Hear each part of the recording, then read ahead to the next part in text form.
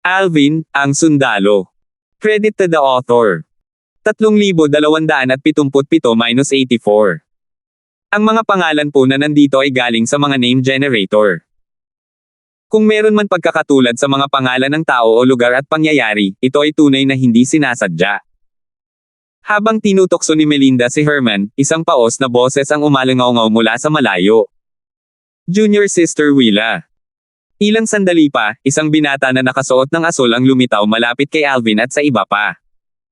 May isa pang binata na nakasunod din sa binata na nakasuot ng asul. Guwapo ang binata na nakasuot ng asul. May bahid ng kayabangan sa paligid niya na para bang nakahihigit siya sa lahat. Noong una, inakala ni Alvin na si Willa, ang kanyang pang-apat na nakababatang kapatid, ay may magandang relasyon sa binata na nakasuot ng asul. Gayunpaman, agad niyang napagtanto na nagkamali siya nang makita niyang walang pakialam na tumugon si Willa sa pagbati ng binata. Malinaw na walang balak si Willa na makipag-usap sa binata na nakasuot ng asul. Nang makita ang malamig na tugon ni Willa, galit na sinabi ng binata na nakatayo sa likuran ng binata na nakasuot ng asul, "Willa, kinakausap ka ni Senior Brother Gene. Hindi mo ba siya narinig?" Hindi sumagot si Willa sa binata, ngunit hindi ito natiis ni Melinda. Ngumisi siya at sinabi sa binata, kailan pa naging Alipors ang pangalawang disipulo ng Smokewave Celestial Emperor. Nakakahiya talaga sa lahat ng kahangahangang disipulo. Lalong lumalim ang pang-uuyam sa kanyang mukha habang nagsasalita siya. Melinda, parang gusto mo nang mamatay. Dumilim ang ekspresyon ng binata nang marinig ang mga salita ni Melinda. Kumislap ang mga mata niya na may balak pumatay habang nakatitig sa kanya. Ano? Clinton, lalabanan mo ba ako? Pangungot siya ni Melinda. Isa itong pagkakataon para makita ko kung umunlad ka na. Huwag mong kalimutan kung paano ka nabigo noong huling beses na hinamon mo ako. Paano nang ahas ang isang taunang tulad mo na magsalita ng ganito kalaking laro sa harap ko? Habang tumatagal ang sinasabi ni Melinda, lalong dumidilim ang ekspresyon ng binata. Sa sandaling ito, sumingit ang binata na nakasuot ng asul, Melinda, dapat alam mo kung kailan dapat huminto. Pinag-isipan niyang itago ang banta sa kanyang mga salita. Sa kabila ng mga pagbabante ng binata na nakasuot ng asul, tila hindi natakot si Melinda. Sa halip, patuloy niyang sinabi, Jordan, kung ako sa iyo, hindi na ako magpapakita sa harap ni Willa. Bahagyang nalilito si Alvin habang pinapanood ang eksena sa harap niya nang magpadala sa kanya ng voice transmission si Herman, ang kanyang ika-6 na senior brother. Maliit na kapatid. Ang taong nakatayo sa likod ng binata na nakasuot ng asul ay si Clinton, ang pangalawang disipulo ng Smokewave Celestial Emperor. Narinig na ni Alvin ang tungkol sa Smokewave Celestial Emperor bago pa ito. Sa siyam na may titulong Celestial Emperor sa Heavenly Pool Palace, ang kanyang lakas ay katulad ni Charles, ang Martial Dragon Celestial Emperor. Sa makatuwid, katulad ni Charles, ang Smokewave Celestial Emperor ay mas mahina rin kaysa sa kanyang guro, si Sultan, ang Verdant Prairie Celestial Emperor. Patuloy na sinabi ni Herman sa pamamagitan ng voice transmission, kaedad niya si third senior sister. Pareho silang nasa pagitan ng 800 hanggang 900 taong gulang. Pangalawa si third senior sister habang pangatlo naman siya sa kanilang pangkat ng edad. Bahagyang nagulat si Alvin sa mga sinabi ni Herman. Si Melinda, ang kanyang pangatlong senior sister, ay pangalawa sa kanyang pangkat ng edad. Hindi niya maiwasang tumingin kay Melinda. Hindi niya inaasahan na ang kanyang matapang at walang pakialam na pangatlong senior sister ay magiging isang makapangyarihang at pambihirang disipulo.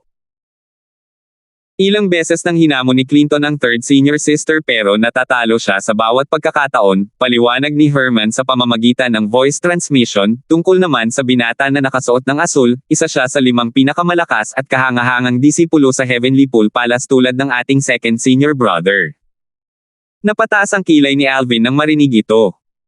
Nagulat siya na si Jordan na pinagalitan ni Melinda ay kasing sikat ng kanyang pangalawang senior brother sa Heavenly Pool Palace. Tanging ang mga natatanging disipulo na wala pang 1,000 taong gulang ang kwalipikadong maging mga kahangahangang disipulo sa Heavenly Pool Palace. Ang nangungunang 5 kahangahangang disipulo sa Heavenly Pool Palace ay tumutukoy sa 5 pinakamalakas na tao na wala pang 1,000 taong gulang sa Heavenly Pool Palace. Ang pangalan niya ay Jordan, at siya ang pinakamatandang disipulo ng Profound Heaven Celestial Emperor. Ang Profound Heaven Celestial Emperor ay bahagyang mas malakas kaysa sa ating guro. Bahagyang tumango si Alvin bilang tugon. Nabalitaan niya na ang Profound Heaven Celestial Emperor ay mas malakas kaysa kay Sultan. Ang Profound Heaven Celestial Emperor ay nasa top 3 sa siyam na may titulong Celestial Emperor sa Heavenly Pool Palace. Maya-maya, nagtanong siya kay Herman ng may pagtataka sa pamamagitan ng voice transmission, 6th senior brother, bakit ko nararamdaman na ayaw talaga ni na 3rd at 4th senior sister kay Jordan. Kahit bilang isang ikatlong partido na walang alam, malinaw na nararamdaman ni Alvin ang pagkasuklam ni na Melinda at Willa kay Jordan. Hindi lang sila. Pangalawang senior brother, panglimang senior brother, at kinamumuhian ko rin siya. Sa katunayan, kahit ang guro natin ay ayaw sa kanya. Hindi mo siya kinamumuhian ngayon dahil hindi mo pa rin alam ang ginawa niya. Galit na sabi ni Herman, ang Jordan na iyon ay walang hiya. Noong hinahabol niya ang pang-apat na senior sister, tila dedikado at tapat siya. Gayunpaman, sa likod niya, palagi siyang nakikipaglandian sa ibang mga babaeng disipulo at nananatili sa kanilang mga lugar. Mabuti na lang at nalaman ito ng pangalawang senior brother bago pa man siya pakasalan ni pangatlong senior sister. Kung hindi, mas malaki ang mawawala sana sa kanya kaysa sa nararamdaman niya para sa kanya. Mabuti na lang at hindi pa pisikal na naging malapit sa kanya ang pang-apat na senior sister. Gayunpaman, tunay na sawi ang kanyang puso. Inabot siya ng halos 100 taon bago gumaling mula sa kanyang dalamhati. Tutal, siya lang ang minahal niya, ngunit niloko siya nito.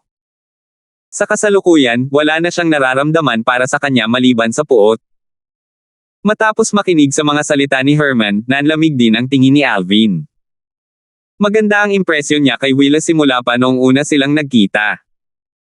Paano nagawang sakta ni Jordan ang isang taong kasing bait ni Willa?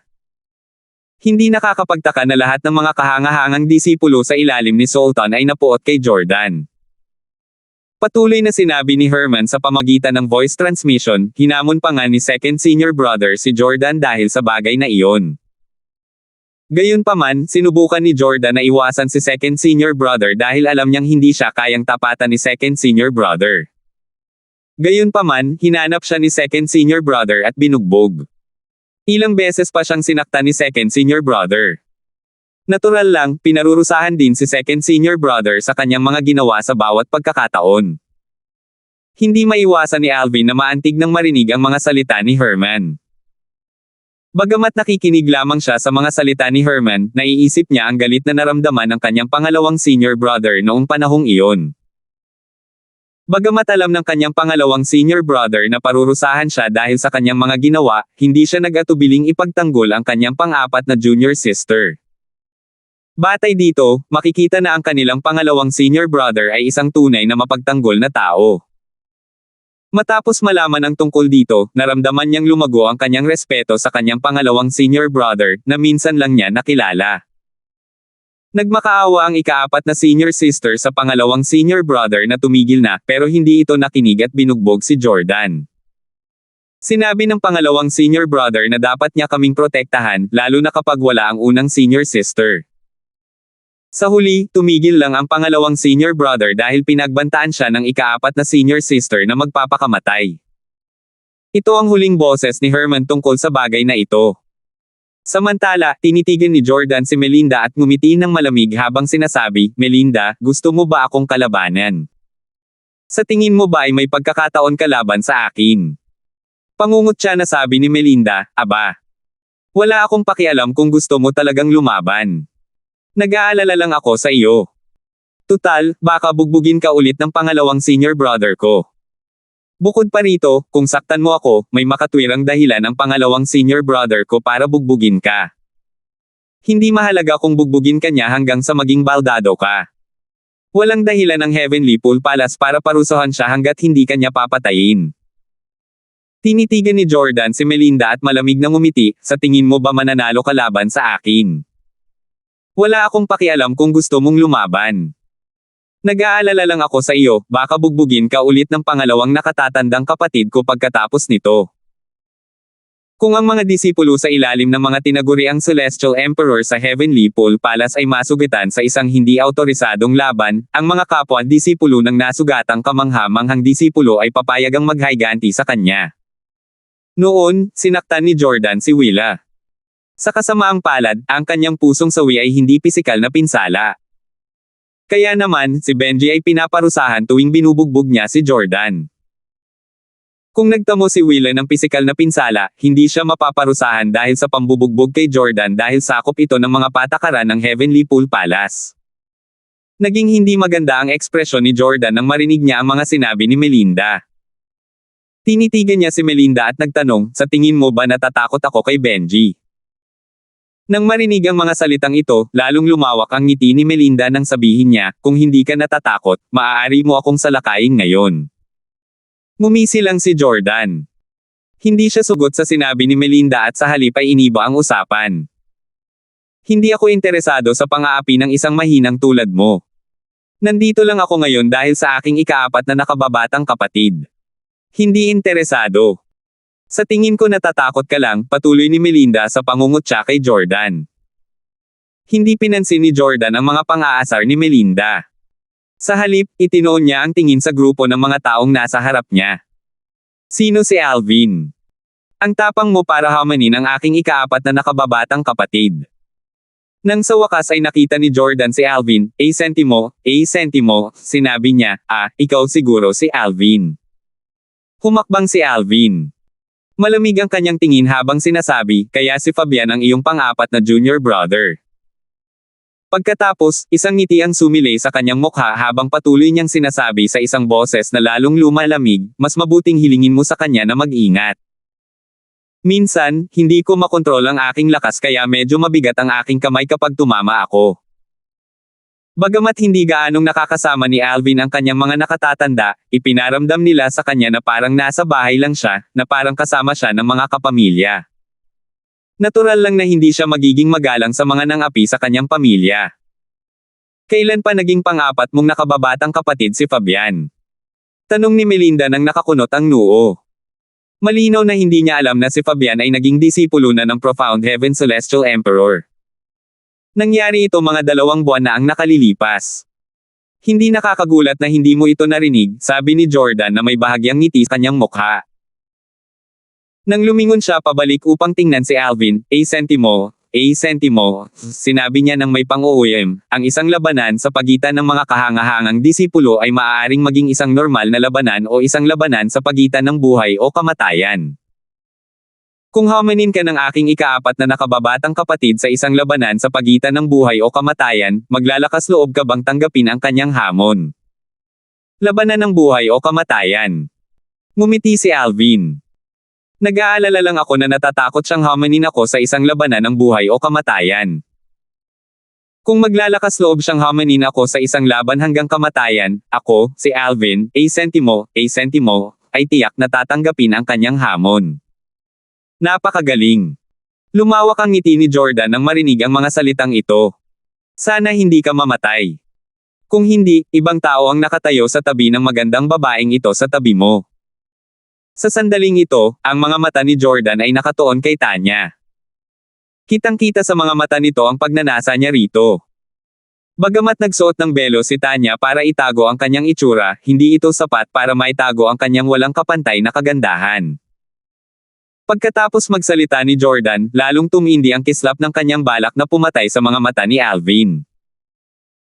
Kung hindi lang dahil sa mga tao sa paligid at sa kanyang pagsasaalang-alang sa mas malawak na sitwasyon, napatay na sana niya si Jordan sa sandaling ito kahit na kailangan pa niyang hiramin ang lakas ng lahat ng 5 banal na elemento at gamitin ang lahat ng kanyang mga kapangyarihan. Gayunpaman, hindi porket hindi niya kayang patayin si Jordan ngayon ay hindi na niya kayang patayin si Jordan mamaya. Sa kanyang paningin, para na ring patay na naglalakad si Jordan. 3,278. Si Tanya ang mansanas ng mga mata ni Alvin. Paano siya hindi magagalit sa mga sinabi ni Jordan? Galit na galit siya kaya hinatulan na niya ng kamatayan si Jordan sa kanyang puso. Sa huli, sinabi niya lang ng may pang-uuyam, ang tanging dapat mong ipag-alala ay ang pagkamatay ng iyong ikaapat na junior disciple mamaya. Ganoon ba?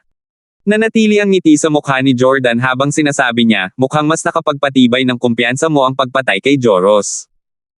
Gayunpaman, hindi kapantay ni Joros ang aking ikaapat na nakababatang kapatid. Kung maglalakas loob siyang piliin ang laban ng buhay o kamatayan, kamatayan ang makakamit niya, malamig na sagot ni Alvin habang kumikislap ang kanyang mga mata. Sa sandaling ito, isang malakas at malinaw na boses ang umalangaw-ngaw sa Prodigy Arena. Nakatatanda Chin. Kasabay nito, isang payat na figure ang lumitaw sa Prodigy Arena, nakatitig sa elder ng Sword Trial Pavilion na siyang mamamahala sa labanan ngayon. Ang figure ay pagmamayari ng isang payat at mukhang ordinaryong binata.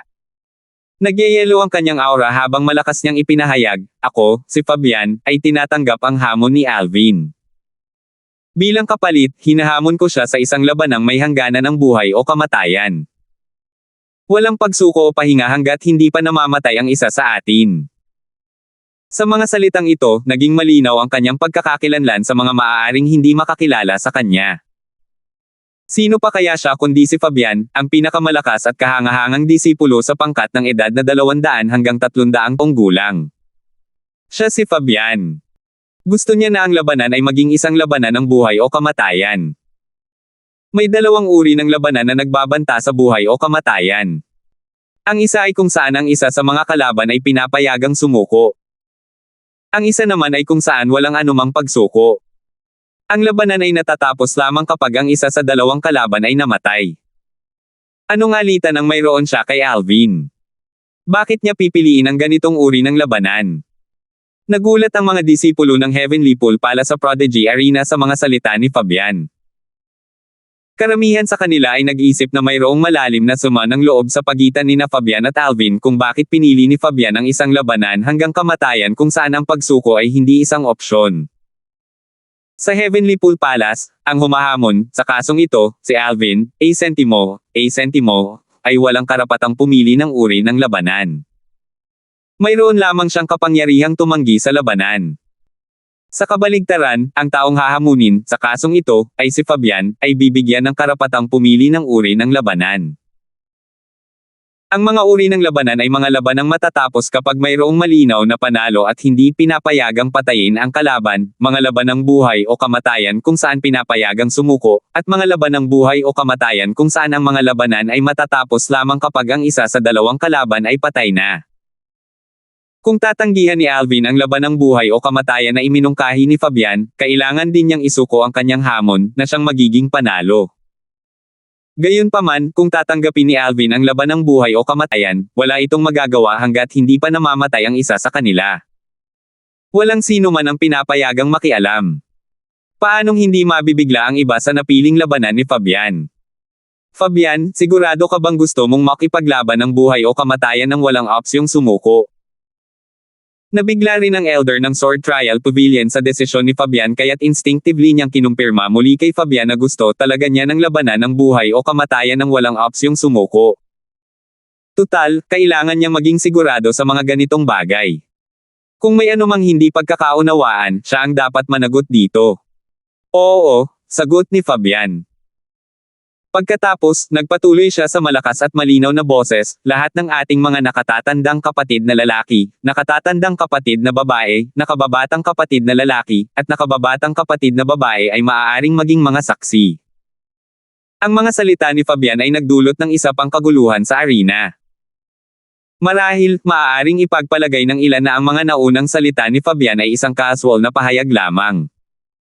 Sa mga salitang ito, wala nang pag-aalinlangan tungkol sa kanyang intensyon. Alvin, A Centimo, sana hindi ka lang magaling magsalita, sabi ni Jordan bago siya umalis kasama si Clinton. Ang kanyang mga titig ay puno ng paghamak na parang sinasadya niyang pukawin si Alvin. Malinaw na nahalata ni Alvin na sinusubukan siyang hikayatin ni Jordan na tanggapin ang laban na may hangganan ng buhay o kamatayan. Gayunpaman, wala itong pakialam sa kanya. Kung tutuusin, hindi siya natatakot kay Fabian.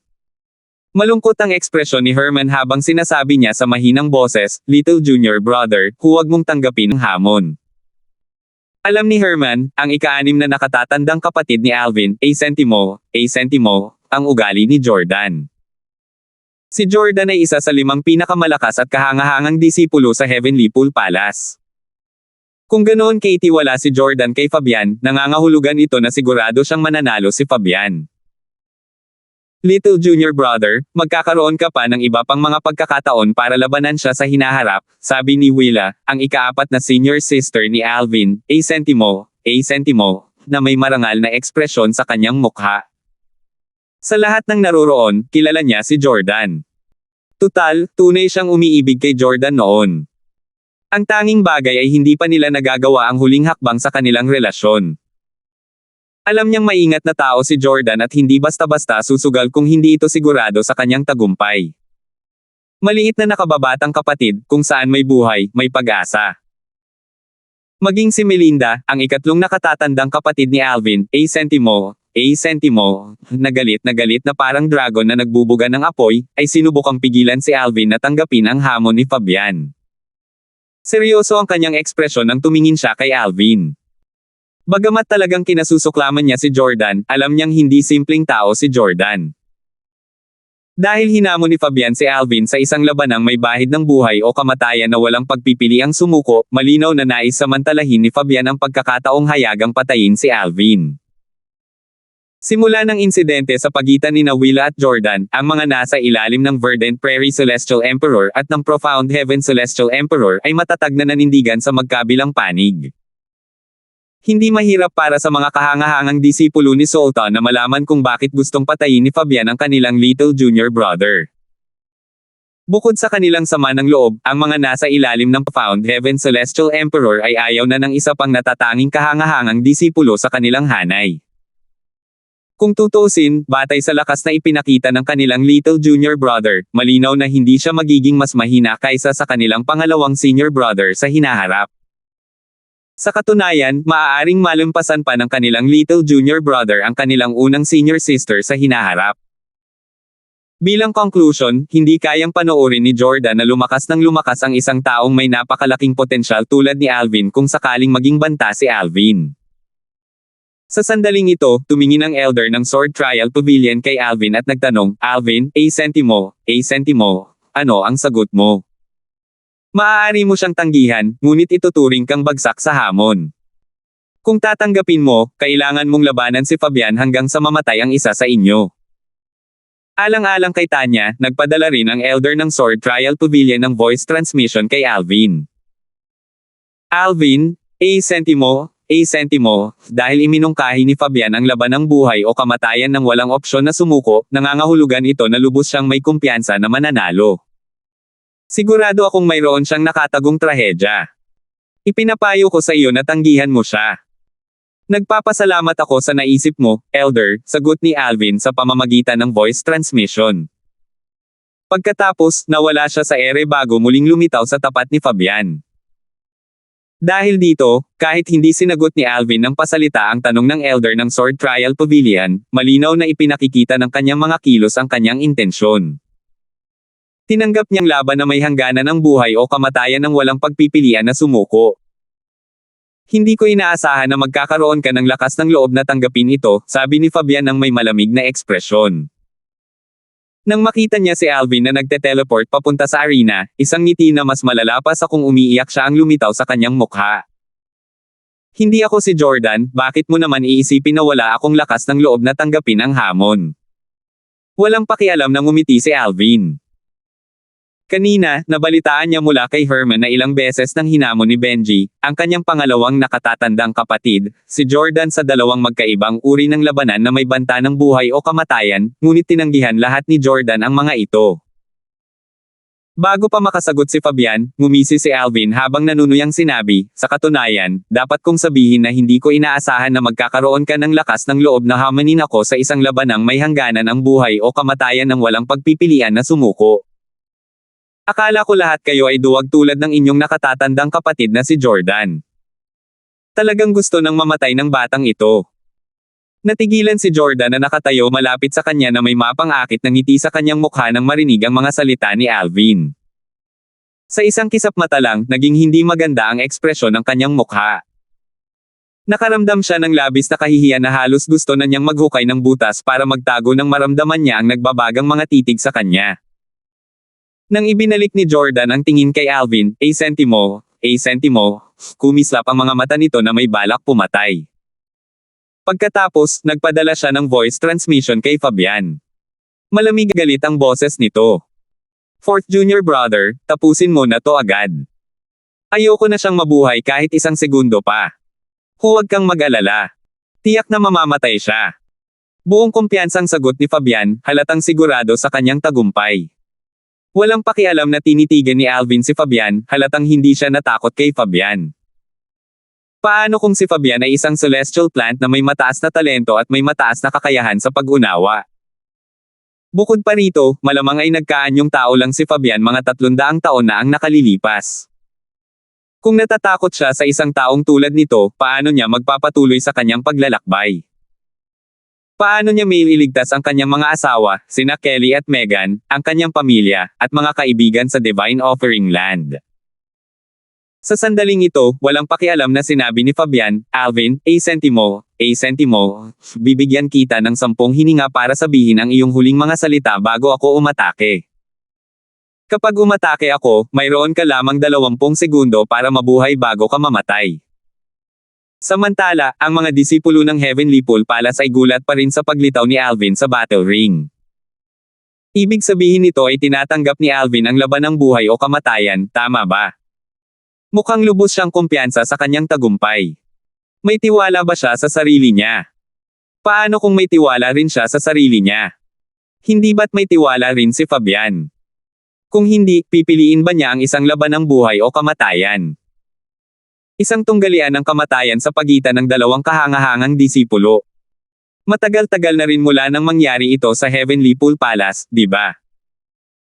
Noon, si Benji, ang pangalawang disipulo Sultan, ang emperador ng Celestial sa Luntiang Prairie, ay hinamon din si Jordan, ang unang disipulo ng emperador ng Celestial sa malalim na langit. Gayunpaman, tinanggihan ni Jordan ang hamon.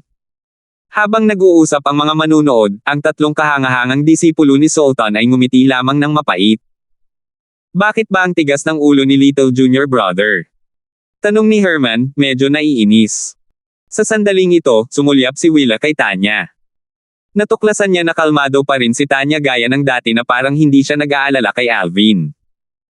Hindi niya maiwasang magtanong, Sister Tanya, hindi ka ba nag-aalala? Lumingon si Melinda kay Tanya na may komplikadong ekspresyon. Ang kasintahan ng kanyang nakababatang kapatid ang dapat na pinaka-nag-aalala sa sandaling ito, ngunit tila maayos naman ang lahat. Bakit ako dapat mag-alala?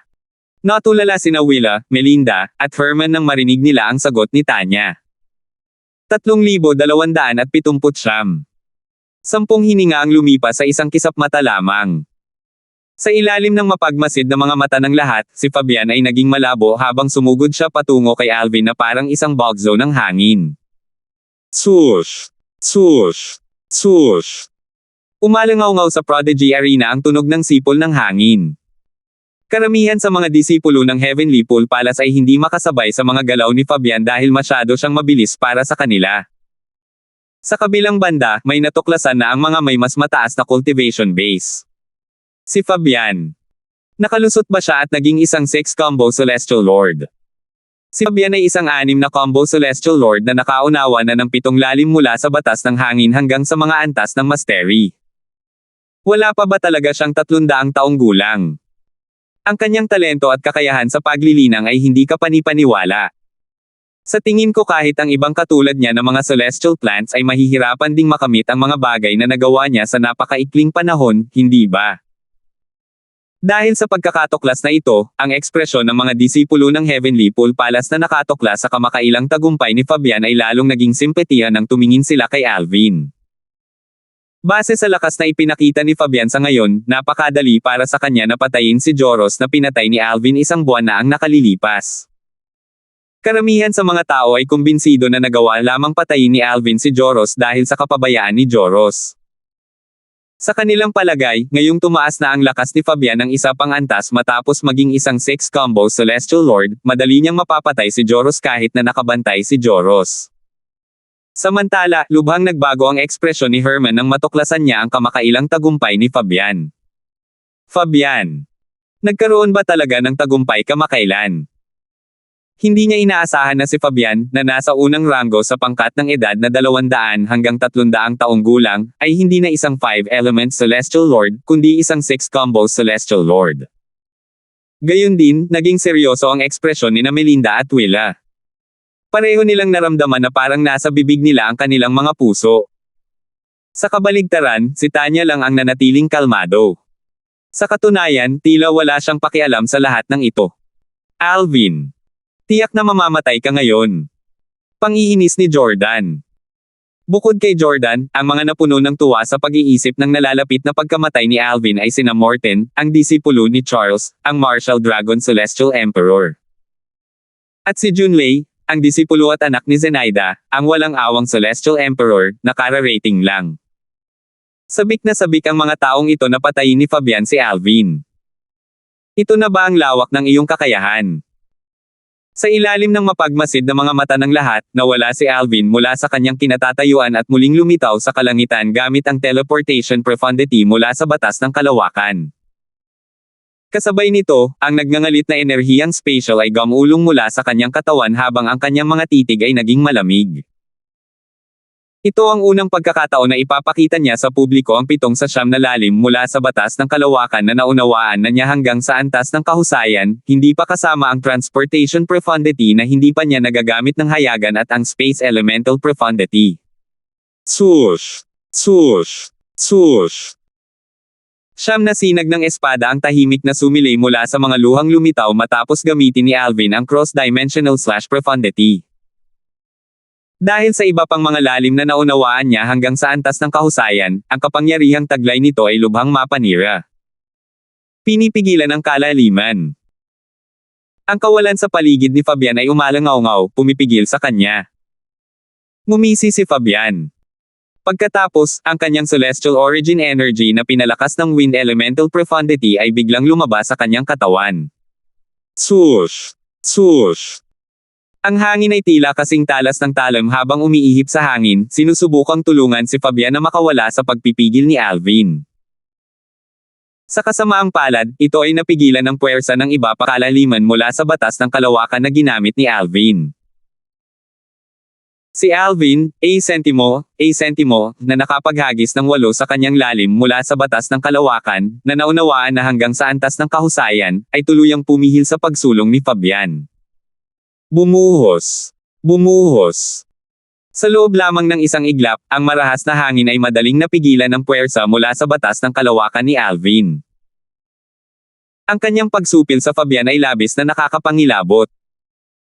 Ang 9 na sinag ng espada mula sa cross-dimensional profundity, sa partikular, ay tila walang talo. Gaano man kalakas ang mga atake ni Fabian, madaling nawasak sila ng mga sinag ng espada. Napakalakas. Lubos na natalo ni Alvin si Fabian. May nakikita ba ako?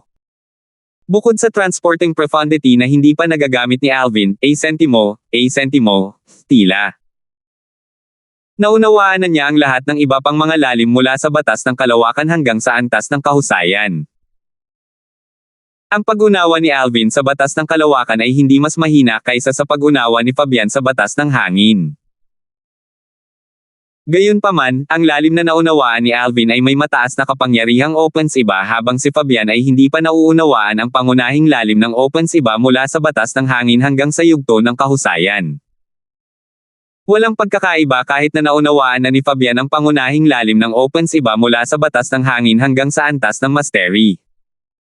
Ang batas ng kalawakan ay isa sa 4 na kataas-taasang batas, kung tutuusin. Kahit na hindi pa naunawaan ni Alvin ang lalim ng transportasyon patungo sa antas ng mastery, dapat ay madali pa rin niyang malampasan si Fabian batay sa nakita natin sa ngayon. Tama iyan. Bukod pa rito, sa 4 na kataas-taasang batas, ang batas ng kalawakan ang kinikilalang pinakamahirap intindihin. Gayunpaman, nagawa ni Alvin na maunawaan ang kahit 7 lalim mula sa batas ng kalawakan hanggang sa antas ng kahusayan, hindi kasama ang kalawakan elemental na kalaliman. Posible na naunawaan na rin niya ang kalaliman ng transportasyon hanggang sa antas ng kahusayan at hindi pa niya ito na ipapakita. Hindi na kailangang sabihin pa, nagulat ang lahat sa lakas ni Alvin. Kung tutuusin, hindi nila inakalang magiging ganito siya kalakas.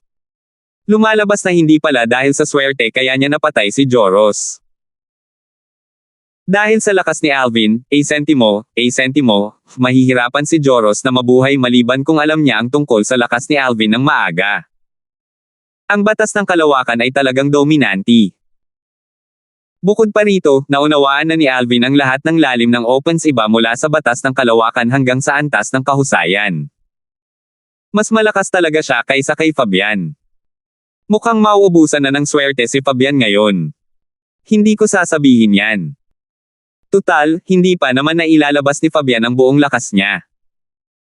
Mayroon pa siyang mga espesyal na teknik bilang isang celestial plant na hindi pa niya nagagamit. Dapat mong malaman na ang lahat ng mga hindi tao na ito ay may maraming mga trick na handa. Kung hindi siya magiging matapang para hamanin si Alvin sa isang labanang may banta ng buhay o kamatayan na walang pagpipilian na sumuko. Bagamat nakakagulat ang lakas ni Alvin, sentimo, sigurado akong inaasahan na rin ito ni Fabian. Habang nag-uusap ang kabilang Heavenly Pool Palace, sina Melinda, Willa, at Herman ay namangha sa lakas na ipinakita ni Alvin. Napakalakas ba talaga ni Little Junior Brother? Hindi nakakapagtaka na napakadali para sa kanya na patayin si Joros. Gayunpaman, ang tatlong kapwa-disipulo ni Alvin ay nag-aalala pa rin kahit na tila tuluyan nang natalo ni Alvin si Fabian sa sandaling ito. Kung tutuusin, hindi tao si Fabian. Walang duda na marami pa siyang ibang mga teknik na natutunan bilang isang celestial plant.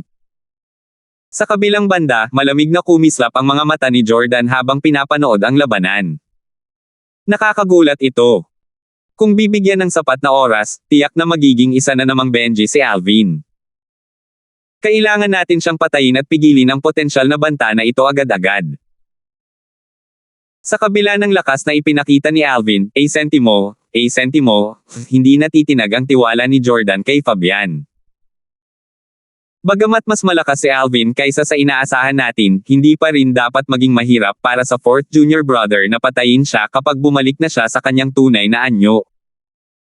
Gayun din, sina Morten at Junlei ay nagulat at hindi natuwa. Hindi nila inaasahan na si Alvin ay magiging ganito kalakas. Gayunpaman, medyo tiwala pa rin sila na mananalo si Fabian. Sino ang mag-aakala na ganito siya kalakas? Maging ang elder ng Sword Trial Pavilion ay nagulat sa lakas ni Alvin. Katulad ng iba, hindi na niya inisip na dahil sa swerte kaya nagawang patayin ni Alvin si Joros. Balik na sa ring ng labanan. Ang sunod-sunod na pag-atake ni Alvin ay naglagay kay Fabian sa isang hindi magandang posisyon. Gayunpaman, mahinahong sinabi ni Fabian, Alvin, sentimo, masasabi kong nagulat ako sa lakas mo. Gayunpaman, oras na para tapusin ito. Nang marinig ng lahat ang mga salita ni Fabian, nagliwanag ang kanilang mga mata. Alam nilang ipapakita na ni Fabian ang kanyang tunay na lakas ngayon. Ang alam ko lang ay isang celestial plant si Fabian. Para maging eksakto, alam kong isa siyang celestial tree. Gayunpaman, hindi ko alam kung anong uri siya ng puno. Kung isa lamang siyang ordinaryong celestial tree, natatakot akong wala siyang pagkakataon laban kay Alvin. Hoy, hindi mo ba nakikita kung gaano ka-confident si Fabian? Sa tingin mo ba isa lang siyang ordinaryong celestial tree? Habang nag-iisip ang Heavenly Pool Palace tungkol sa tunay na anyo ni Fabian, isang pagsabog ng berdeng enerhiya ang lumabas mula sa katawan ni Fan sa gitna ng sunod-sunod na pag-atake ni Alvin. Kasunod nito, nawala si Fabian sa paningin ng lahat. Sa kanyang lugar ay isang puno na tumutubo. Noong una, ang puno ay kasentaas lang ni Fabian. Gayunpaman, sa isang kisap mata lamang, ito ay lumaki ng husto kaya't nabasag nito ang pagpipigil ni Alvin. Swoosh! Swoosh! Swoosh! Sa unang tingin, ang puno ay parang isang malaking puno ng pino. Gayunpaman, sa mas malapitang pagsusuri, makikita ng isa na ang mga dahon at sanga nito ay kahawig ng sa puno ng willow. Isa ba siyang banal na puno ng pine willow? Mga langit. Ang pine willow divine tree ay sagrado sa mga celestial plants. Ang katayuan nito ay katumbas ng isang top-tier celestial beast. Bagamat wala ito sa antas ng isang divine beast, malapit pa rin ito sa isa. Tila, ang bawat sanga ng Pine Willow Divine Tree ay nagtataglay ng napakalaking lakas. Bukod dito, kaya niyang pagsamahin ang lakas ng lahat ng kanyang mga sanga sa isang atake lamang. Medyo halata ang tunay na lakas ni Fabian. Hindi mo ba nakita kung paano siya kumawala sa pagpipigil ni Alvin nang bumalik siya sa kanyang tunay na anyo? Hindi siya makawala sa kanyang anyong tao. Hindi ko inaasahan na ang tunay na anyo ni Fabian ay isa pala sa isang nangungunang celestial plant tulad ng Pine Willow Divine Tree. Nasa mapanganib na sitwasyon ngayon si Alvin. Ang lakas ng tunay na anyo ni Fabian ay hindi mas mababa kaysa sa lakas ng dalawang lalim ng opens iba mula sa batas ng hangin sa yugto ng kahusayan. Sa ganitong lakas, mahihirapan si Alvin na manalo kahit nalubusan na niyang natutuhan ang batas ng kalawakan. Tao lamang si Alvin. Paano siya mananalo laban sa isang Pine Willow Divine Tree? Hindi nakakagulat, nagkaroon ng kaguluhan ng ibunyag ni Fabian ang kanyang tunay na anyo. Karamihan sa mga tao ay madaling nakilala ang kanyang tunay na anyo bilang isang Pine Willow Divine Tree. Swoosh! Swoosh! Swoosh! Sa ilalim ng mapagmasid na mga mata ng lahat, sinimulang igalaw ng Pine Willow Divine Tree ang mga sanga nito bago bumuo ng hola upang mahuli si Alvin. Ang Pine Willow Divine Tree ay matayog na tumataas sa ere na may maraming sanga na parang mga galame. Sa isang iglap, nagbago ang takbo ng labanan, at nabawi ng Fabian ang kalamangan. 3,280. Alvin, sentimo, aaminin kong napakalakas mo. Para maunawaan ang batas ng kalawakan sa ganitong antas sa iyong edad, bilang isang tao, ang iyong talento ay walang kapantay. Isang magaspang na mukha ang lumitaw sa puno ng umalangaw-ngaw sa hangin ang boses ni Fabian. Kung titingnang mabuti, makikita ang pagkakahawig nito sa mukha ni Fabian. Patuloy na nagsalita si Fabian sa kanyang tunay na anyo. Ano man ang mangyari, nakatakda kang patayin ko. Ako, si Fabian, ang Pine Willow Divine Tree. Gamit ang lakas mula sa aking tunay na anyo at ang lalim ng batas ng hangin na aking naunawaan, kakaunti lamang ang mga kahangahangang disipulo na mas mababa sa antas ng isang Celestial Emperor na may kakayahang talunin ako. Sa anumang kaso, walang paraan na ang isang taong katulad mo na hindi isang Celestial Emperor ay makakatalo sa akin. Ang boses ni Fabian ay napakalakas ngayon dahil nakabalik na siya sa kanyang tunay na anyo. Buong kumpiyansa siyang nagsalita na parang wala siyang alinlangan na mamamatay si Alvin. Hindi ko inaasahan na ang tunay na anyo ni Fabian ay ang Pine Willow Divine Tree. Nagningning ang mga mata ni Morten sa sandaling ito. Nakikita na niya sa isip ang eksena kung saan pinatay ni Fabian si Alvin. Gayon din, nagliwanag din ang mga mata ni Junlei. Noong naungusan ni Alvin kanina, medyo nabalisa siya. Gayunpaman, nang makita ang tunay na anyo ni Fabian, natitiyak niyang iisa lamang ang magiging resulta. Ang labanan ay magtatapos sa pagkamatay ni Alvin. Si Alvin ay patay na parang pako sa pinto. Naisip ni Junlei sa sarili habang nakatingin sa puting figure na nakatayo sa malayo. Hindi maitago ang pagnanasa sa kanyang mga mata habang nakatingin sa puting figure. Sa kabilang banda, sina Melinda, Willa, at Herman na nakatayo malapit kay Tanya ay natakot. Ang kanilang mga ekspresyon na kanina lang ay humupa ay muling nagbago. Bagamat alam nilang si Fabian ay isang celestial tree, wala silang ideya kung anong uri ng celestial tree ito. Paano sila hindi magugulat nang ipakilala ni Fabian ang kanyang sarili bilang isang Pine Willow Divine Tree na katumbas ng isang top-tier celestial beast? Ang lakas ni Fabian ay tiyak na hindi mas mababa kaysa sa isang top-tier celestial beast sa kanyang anyong tao. Isa siyang banal na puno ng Pine Willow. Hindi nakakapagtaka na ganoon kalakas ang tiwala ni Fabian. Ang tunay niyang anyo ay ang Pine Willow Divine Tree. Mapait na sabi ni Herman habang bahagyang nanginginig. Magpadala ka ng mensahe sa guro. Sino ang nakakaalam kung may paraan siya para malutas ang bagay na ito? Bagamat hindi talaga inaakala ng tatlo na may magagawa si Sultan tungkol sa labanang ito, hindi pa rin maiwasan nina Melinda at Willa na magpadala ng maikling mensahe kay Sultan, na ikinwento ang nangyari. Natural lamang na binanggit nila ang lalim ng mga kaalaman mula sa batas ng kalawakan na naunawaan ni Alvin hanggang sa antas ng kahusayan. Bukod sa transportation profundity na hindi pa niya nagagamit, naunawaan na niya ang lahat ng lalim mula sa batas ng kalawakan hanggang sa antas ng kahusayan. Si Sultan, ang emperador ng langit sa luntiang prairie, ay nasa kalagitnaan ng paglilinang nang matanggap niya ang mga mensahe mula sa kanyang pangatlo at pang-apat na kahangahangang disipulo. Agad na nagbago ang kanyang ekspresyon nang marinig niya ang tungkol sa tagumpay ng kanyang pinakabagong disipulo. Talagang hindi inaasahan. Swoosh! Walang pag-aalinlangan, agad na nilisan ni Sultan ang kanyang cultivation place at nagtungo sa Prodigy Arena.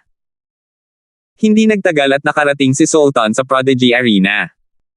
Sa isang kisap mata, nakatayo na siya sa tabi ni Melinda at ng iba pa. Sabi ni Herman pagkakita niya kay Sultan, "Guro, dumating ka sa tamang oras. Kailangan mong ihinto ang labanan. Kung magpapatuloy ito, malamang na mamamatay dito ang little junior brother." Dahil sa kanyang likas na talento at kakayahan sa paglilinang, walang duda na magiging isang tituladong Celestial Emperor siya sa Heavenly Pool Palace sa hinaharap. Sayang lang kung mamamatay siya rito. Isang labanang may bahid ng buhay o kamatayan na walang pagpipiliang sumuko. Kumunat ang noo ni Sultan nang malaman niyang sina Alvin at Fabian ay nakikipaglaban sa isang labanang may bahid ng buhay o kamatayan na walang pagpipiliang sumuko. Sa pangkalahatan, kahit ang mga may titulong Celestial Emperor ay hindi maaaring makialam kapag nagsimula na ang labanang ito. Samantala, napansin na ni Jordan ang presensya ni Sultan. Nandito ba si Sultan? Hindi siya nagatubili at nagpadala rin ng mensahe. Gayunpaman, hindi ito ipinadala sa kanyang Panginoon, ang Profound Heaven Celestial Emperor, dahil wala ang kanyang Panginoon sa Heavenly Pool Palace sa sandaling ito. Sa halip, nagpadala siya ng mensahe kay Charles, ang Martial Dragon Celestial Emperor. Sa katunayan, si Charles ay ang nakababatang tiyuhin ni Jordan. Si Charles ay ang nakababatang kapatid ng Profound Heaven Celestial Emperor.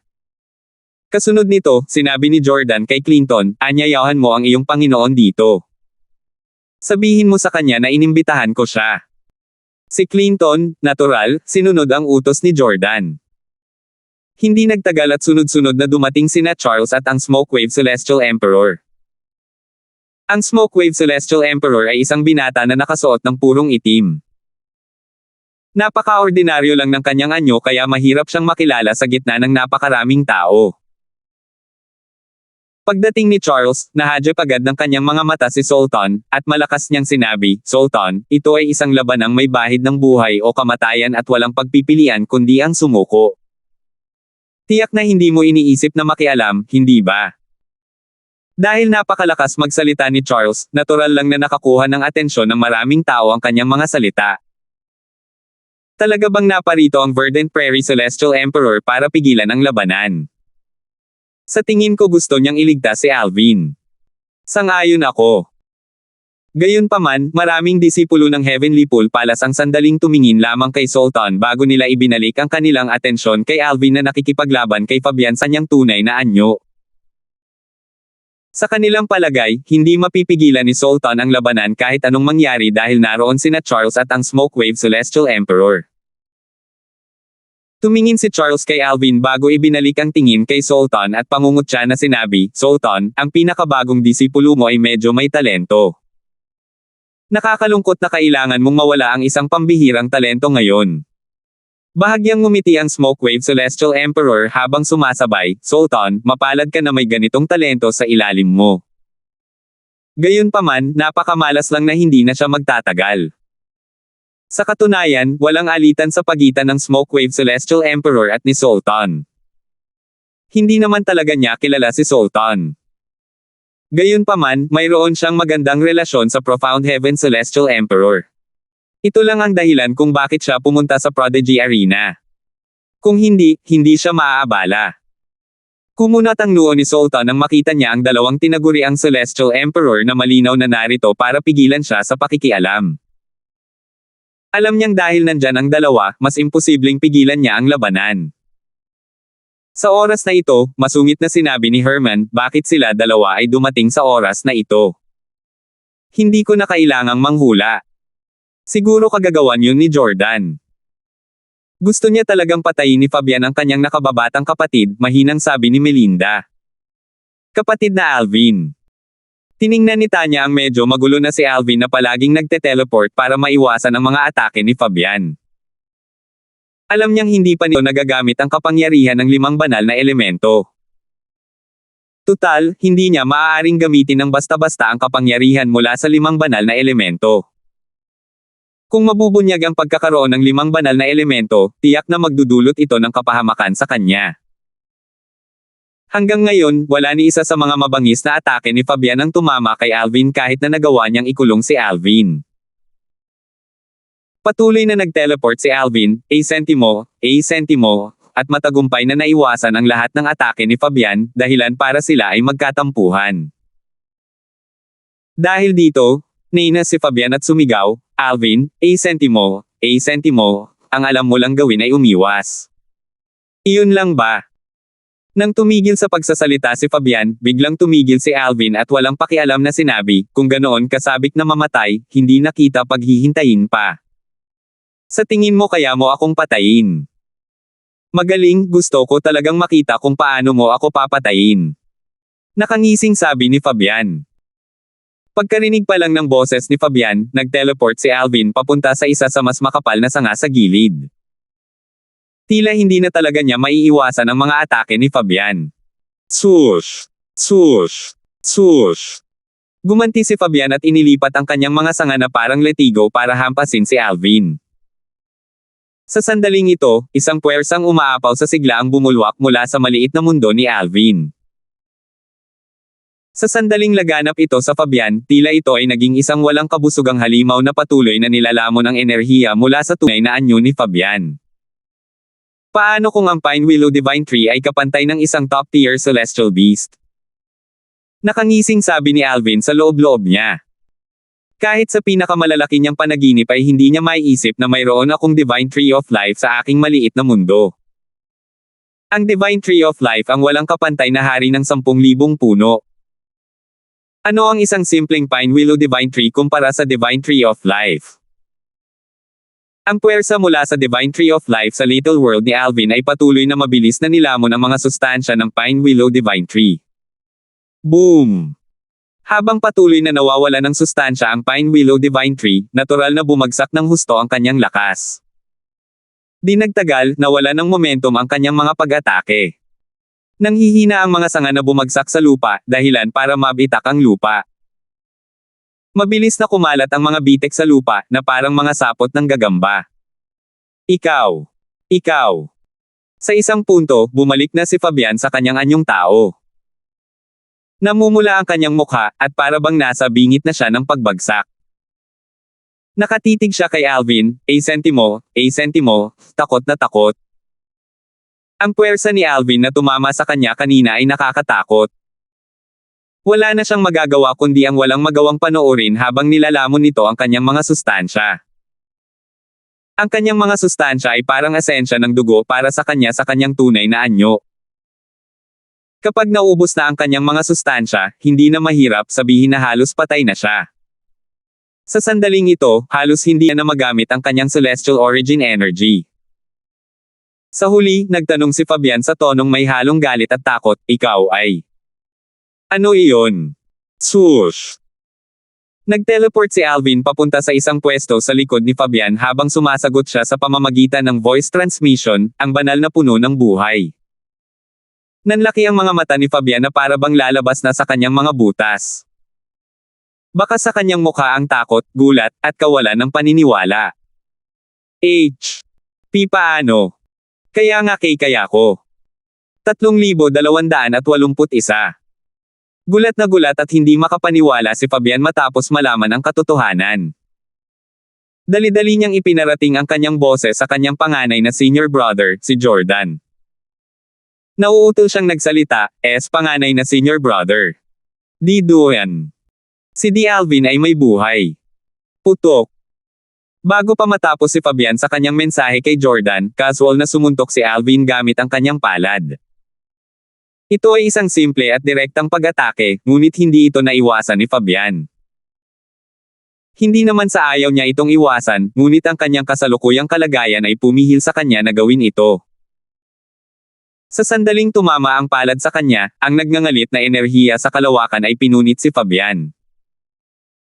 Sa isang kisap mata lamang, isang lawa na lamang ng dugo ang natitira sa kinatatayuan ni Fabian. Nangyari ang lahat sa isang kisap mata lamang. Napakabilis nito kaya't sandali bago nakareact ang Heavenly Pool Palace. Nang makabawi sila ng kanilang katinoan, isang lilang figure na lamang ang natira na lumulutang sa ibabaw ng battle ring na parang isang marangel na mandirigma. Patay na si Fabian. Mga langit.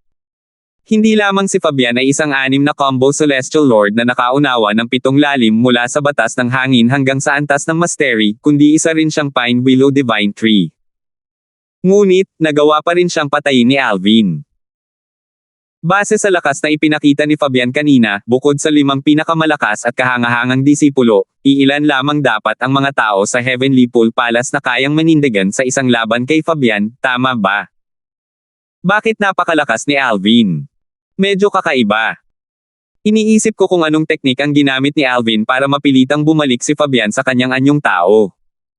Tama. Tiyak na may espesyal na teknik ito. Kung hindi, paano niya napatay si Fabian? Dahil sa hindi inaasahang resulta ng labanan, nagkaroon ng malaking kaguluhan sa mga nanood. Lahat sila ay sigurado sa tagumpay ni Fabian, lalo na nang ibunyag ni Fabian na kamakailan lamang ay naging isang 6 combo Celestial Lord siya sa simula ng laban ng buhay o kamatayan.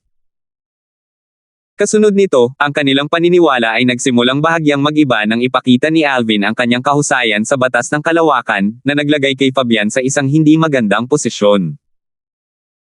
Gayunpaman, medyo tiwala pa rin sila sa tagumpay ni Fabian dahil alam nilang hindi pa nailalabas ni Fabian ang lahat ng kanyang lakas. Nang sa wakas ay bumalik si Fabian sa kanyang tunay na anyo, at natuklasan nilang isa siyang Pine Willow Divine True, mas lalo silang natiyak na mamamatay si Alvin. Sa huli, may nangyaring hindi nila inaasahan. Casual lamang na nahawakan ni Alvin si Fabian, ngunit napilitan si Fabian na bumalik sa kanyang anyong tao. Hindi lang iyon, napatay pa nga ni Alvin si Fabian gamit ang isang casual na hampas ng palad. Pinatay ni Little Junior Brother Fabian. Nang makabawi si Herman sa kanyang katinoan, ngumiti siya ng malapad, dahilan para lalong lumiit ang kanyang maliliit na mata. Basang-basa siya ng malamig na pawis sa buong oras na pinapanood niya ang laban ni Alvin. Kung may nangyari sa kanyang Little Junior Brother, sisisihin niya ang sarili niya para dito. Tutal, ang alitan nila ni Joros ang humantong sa laban ng kanyang Little Junior Brother kay Fabian ngayon. Napakalakas ba ng Little Junior Brother? Labis na nagulat si Melinda. Bagamat alam niyang may talento ang kanyang Little Junior Brother, hindi niya inakalang kaya nitong patayin si Fabian na bumalik na sa kanyang tunay na anyo.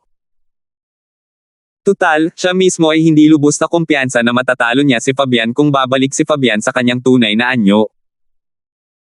Marahil, sa pinakamabuting kalagayan, lalaban siya hanggang sa tabla kay Fabian kung babalik ito sa kanyang tunay na anyo. Little Junior Brother. Kahit ang karaniwang kalmadong si Willa ay labis na nagulat sa kinalabasan. Si Sultan lang ang tanging isa sa grupo na hindi nagpakita ng kanyang pagkagulat sa panlabas na anyo. Sa halip, tumingin siya kay Alvin ng may pag-iisip. Hindi niya maisip kung paano napilit ni Alvin si Fabian na bumalik sa kanyang pagiging tao. Gayunpaman, nang hawakan ni Alvin ang isa sa mga sangabago na pilitang magkatawang tao si Fabian, naramdaman niya na ang enerhiya ni Fabian ay mabilis na naglalaho at humihina. Ang enerhiya ni Fabian ay hamina ng husto na kahit ang kanyang pinakamahinang disipulo, si Herman, ay madaling napatay si Fabian ng mga oras na iyon. Sa kabilang banda, ang mga ekspresyon ng mga naghihintay na mapanood ang pagkamatay ni Alvin ay, natural lang, medyo masama. Paano ito nangyari? Natulala si Jordan, na nakatanggap ng kalahati ng mensahe ni Fabian. Hindi maganda ang ekspresyon ng kanyang mukha, at kumislap ang kanyang mga mata na may bahid ng hanggaring pumatay. Anong teknik ang natutunan ni Alvin na nagbigay daan sa kanya upang makamit ang ganitong tagumpay? Pagkatapos, si Jordan ay nahulog sa kanyang malalim na pag-iisip, pinag-iisipan ang mga huling salita ni Fabian na hindi natapos. Bago namatay ang fourth junior brother, sinabi niya na si Alvin ay may buhay. Anong buhay? Ano ang ibig sabihin nito? Ano ang sinusubukan niyang sabihin? Gayon din, sina Clinton, Charles, ang Marshall Dragon Celestial Emperor, at ang Smokewave Celestial Emperor ay nagulat sa kinalabasan ng labanan. Ang dalawang may titulong Celestial Emperor, lalo na si Charles, na pumunta rito para lamang pigilan si Sultan, ang Verdant Prairie Celestial Emperor, sa pakikialam sa laban ng buhay o kamatayan ay wala sa sarili. Tutal, tulad ng lahat, kumbinsido silang tiyak na mamamatay si Alvin sa laban ng buhay o kamatayan na iyon. Pakiramdam nila ay isa silang biro ngayon na nakaligtas si Alvin nang hindi man lang kinailangang makialam ni Sultan. Sus Mariosep. Bakit ang lakas ni Alvin? Nagdilim ang ekspresyon ni Morten. Sa wakas ay napagtanto niya na si Alvin ay hindi lamang mas malakas ng kaunti kaysa sa kanya, kundi si Alvin ay nakahihigit sa kanya sa lahat ng aspeto. Bukod sa pagkadismaya, nakaramdam din siya ng ginhawa. Tumulo ang malamig na pawis mula sa kanyang noo nang maalala niya ang kanyang laban kay Alvin. Batay sa lakas ni Alvin, a sentimo, halata na naging maawain sa kanya si Alvin noong kanilang labanan. Ngumisi si Junlei bago tumalikod para umalis. Pumunta lamang siya rito para panoorin si Fabian at talunin si Alvin. Tuwang-tuwa siya nang marinig niyang hinamon ni Fabian si Alvin sa isang labanang may banta ng buhay o kamatayan na walang pagpipilian kundi ang sumuko. Kumbinsido siyang mamamatay si Alvin. Paano siya hindi magiging masaya? Sayang, hindi lang nakaligtas si Alvin, a sentimo, kundi nagawa rin ni Alvin na madaling patayin si Fabian kahit na bumalik na sa tunay niyang anyo si Fabian sa napakaikling panahon. Higit sa lahat, alam niyang kahit siya ay hindi kayang patayin si Fabian sa napakaikling panahon kapag bumalik na sa tunay niyang anyo si Fabian. Malinaw na gumamit si Alvin ng isang espesyal na teknik na maaaring maapektuhan ni Fabian.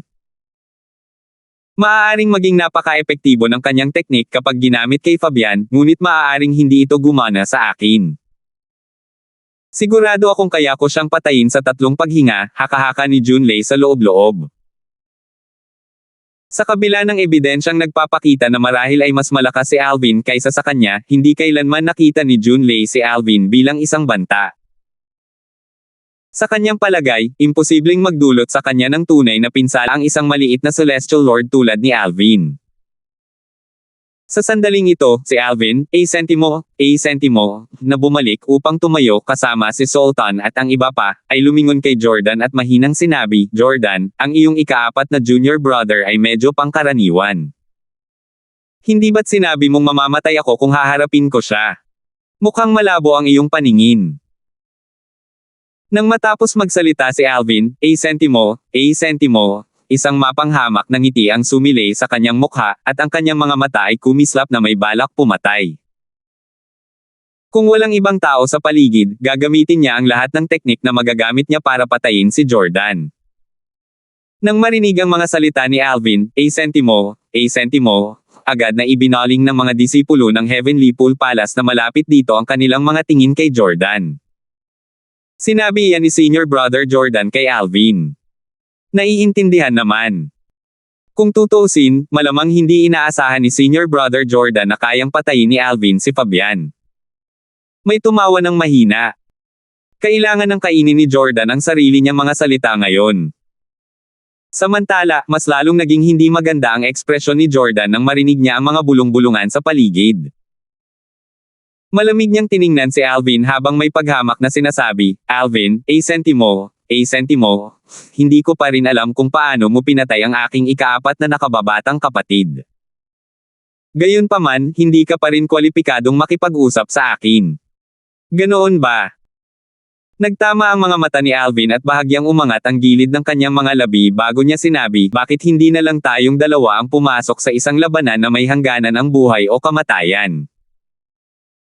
Tinitigan ng masama ni Alvin si Jordan bago bahagyang bumukas ang sulok ng kanyang bibig, kung gayon. Paano kung magkaroon ng laban ng buhay o kamatayan sa pagitan nating dalawa? Ngumisi si Jordan. Sige, hiniling mo ito. Natatakot si Jordan sa potensyal ni Alvin. Wala siyang duda na tiyak na magdudulot ng banta si Alvin sa kanya sa hinaharap. Hindi siya sigurado kung matatalo pa rin niya si Alvin pagkatapos ng ilang daang taon. Gayunpaman, ang kasalukuyang Alvin ay kasing liit ng isang langgam sa kanyang paningin. Lumawak ang ngiti ni Alvin nang magtanong siya, itakda natin ang ating laban sa buhay o kamatayan sa susunod na taon sa Heavenly Pool Extreme Territory. Matatanggap mo ba ang hamon? Ang Heavenly Pool Extreme Territory ay isang lugar ng pagsasanay sa Heavenly Pool Palace. Tanging ang dalawang kalaban lamang ang maaaring pumasok sa Heavenly Pool Extreme Territory upang lumaban. Walang ibang makakakapasok. Bukod pa rito, ang labanan ay hindi makikita sa labas ng Heavenly Pool Extreme Territory. Bukod doon, ang mga panlabas na bagay tulad ng Celestial Talismans, Celestial Pills, at Celestial Weapons, kabilang ang mga purong depensibong Celestial Weapons, ay ipinagbabawal sa Heavenly Pool Extreme Territory. Ang Heavenly Pool Extreme Territory. Naningkit ang mga mata ni Jordan nang marinig ang mga salita ni Alvin. Hindi niya inaasahan na pipiliin ni Alvin ang Heavenly Pool Extreme Territory bilang lugar ng kanilang laban ng buhay o kamatayan. Bagamat wala siyang ibang hinangad kundi ang patayin si Alvin sa sandaling ito, hindi siya isang taong padalos-dalos. Malinaw sa kanya na gumamit si Alvin ng ilang sikretong pamamaraan upang patayin ang kanyang ikaapat na junior brother kanina. Nakausap na niya ang Martial Dragon Celestial Emperor at ang Smokewave Celestial Emperor, at parehong hindi maintindihan ng mga may titulong Celestial Emperor ang pamamaraang ginamit ni Alvin. Sa makatuwid, sigurado siyang may dahilan kung bakit pinili ni Alvin ang Heavenly Palace Extreme Territory para sa kanilang labanan. 3,282 Bilang isa sa 5 pinakamalakas at kahangahangang disipulo sa Heavenly Pool Palace, natural na mas matalino si Jordan kumpara sa ibang ordinaryong kahangahangang disipulo. Alam niyang may mali nang imungkahi ni Alvin ang Heavenly Territory Extreme Territory bilang lugar para sa kanilang laban ng buhay o kamatayan. Natural, naisip din niya na may posibilidad na isa lamang itong pagkukunwari. Marahil, sinusubukan ni Alvin na lituhin siya at pag-isipan ng labis ang bagay na ito, sa pag-asang hindi niya tatanggapin ang hamon. Gayunpaman, palagi siyang isang maingat na tao. Sa makatuwid, imposibleng tanggapin niya ang hamon ni Alvin na lumaban sa isang laban ng buhay o kamatayan sa Heavenly Pool Extreme Territory. Ang atensyon ng lahat ay nakatuon kay Jordan sa sandaling ito. Hinihintay nila ang kanyang sagot. Sa wakas, walang pakialam na nagtanong si Jordan habang nakatingin kay Alvin, sentimo, Alvin, sentimo, bakit kailangan pa tayong lumaban sa Heavenly Pool Extreme Territory? Dito lang tayo sa Prodigy Arena kung saan makakapanood ang ating mga nakababatang kapatid na lalaki at babae. Ito ay isang bagay na makikinabang sa Heavenly Pool Palace, kung tutusin. Hindi tinanggihan ni Jordan ang hamon ni Alvin sa isang labanang may bahid ng buhay o kamatayan, ngunit matalino niyang sinubukang baguhin ang lugar sa pamamagitan ng pagbibigay katwiran na ito ay para sa kapakanan ng iba pang mga disipulo. Nanliit ang mga mata ni Alvin nang marinig ang tugon ni Jordan. Mukhang matalino si Jordan. Alam niyang may mali. Gayunpaman, hindi naman nakakagulat. Tutal, isa siya sa 5 pinakamalakas at kahangahangang disipulo sa Heavenly Pool Palace. Mas nakakagulat pa sana kung madali siyang naloko. Nang makita ang katahimikan ni Alvin, sentimo, patuloy na ginamit ni Jordan ang kanyang mga salita upang gawing pabor sa kanya ang sitwasyon. Hindi naman kailangang magkaroon tayo ng labanan sa loob ng 1 taon. Bakit hindi kita bigyan ng 3 taon? Pagkatapos ng 3 taon, lalaban tayo rito sa Prodigy Arena. Ano sa palagay mo? 3 taon. Nagdilim ang mood ni Alvin.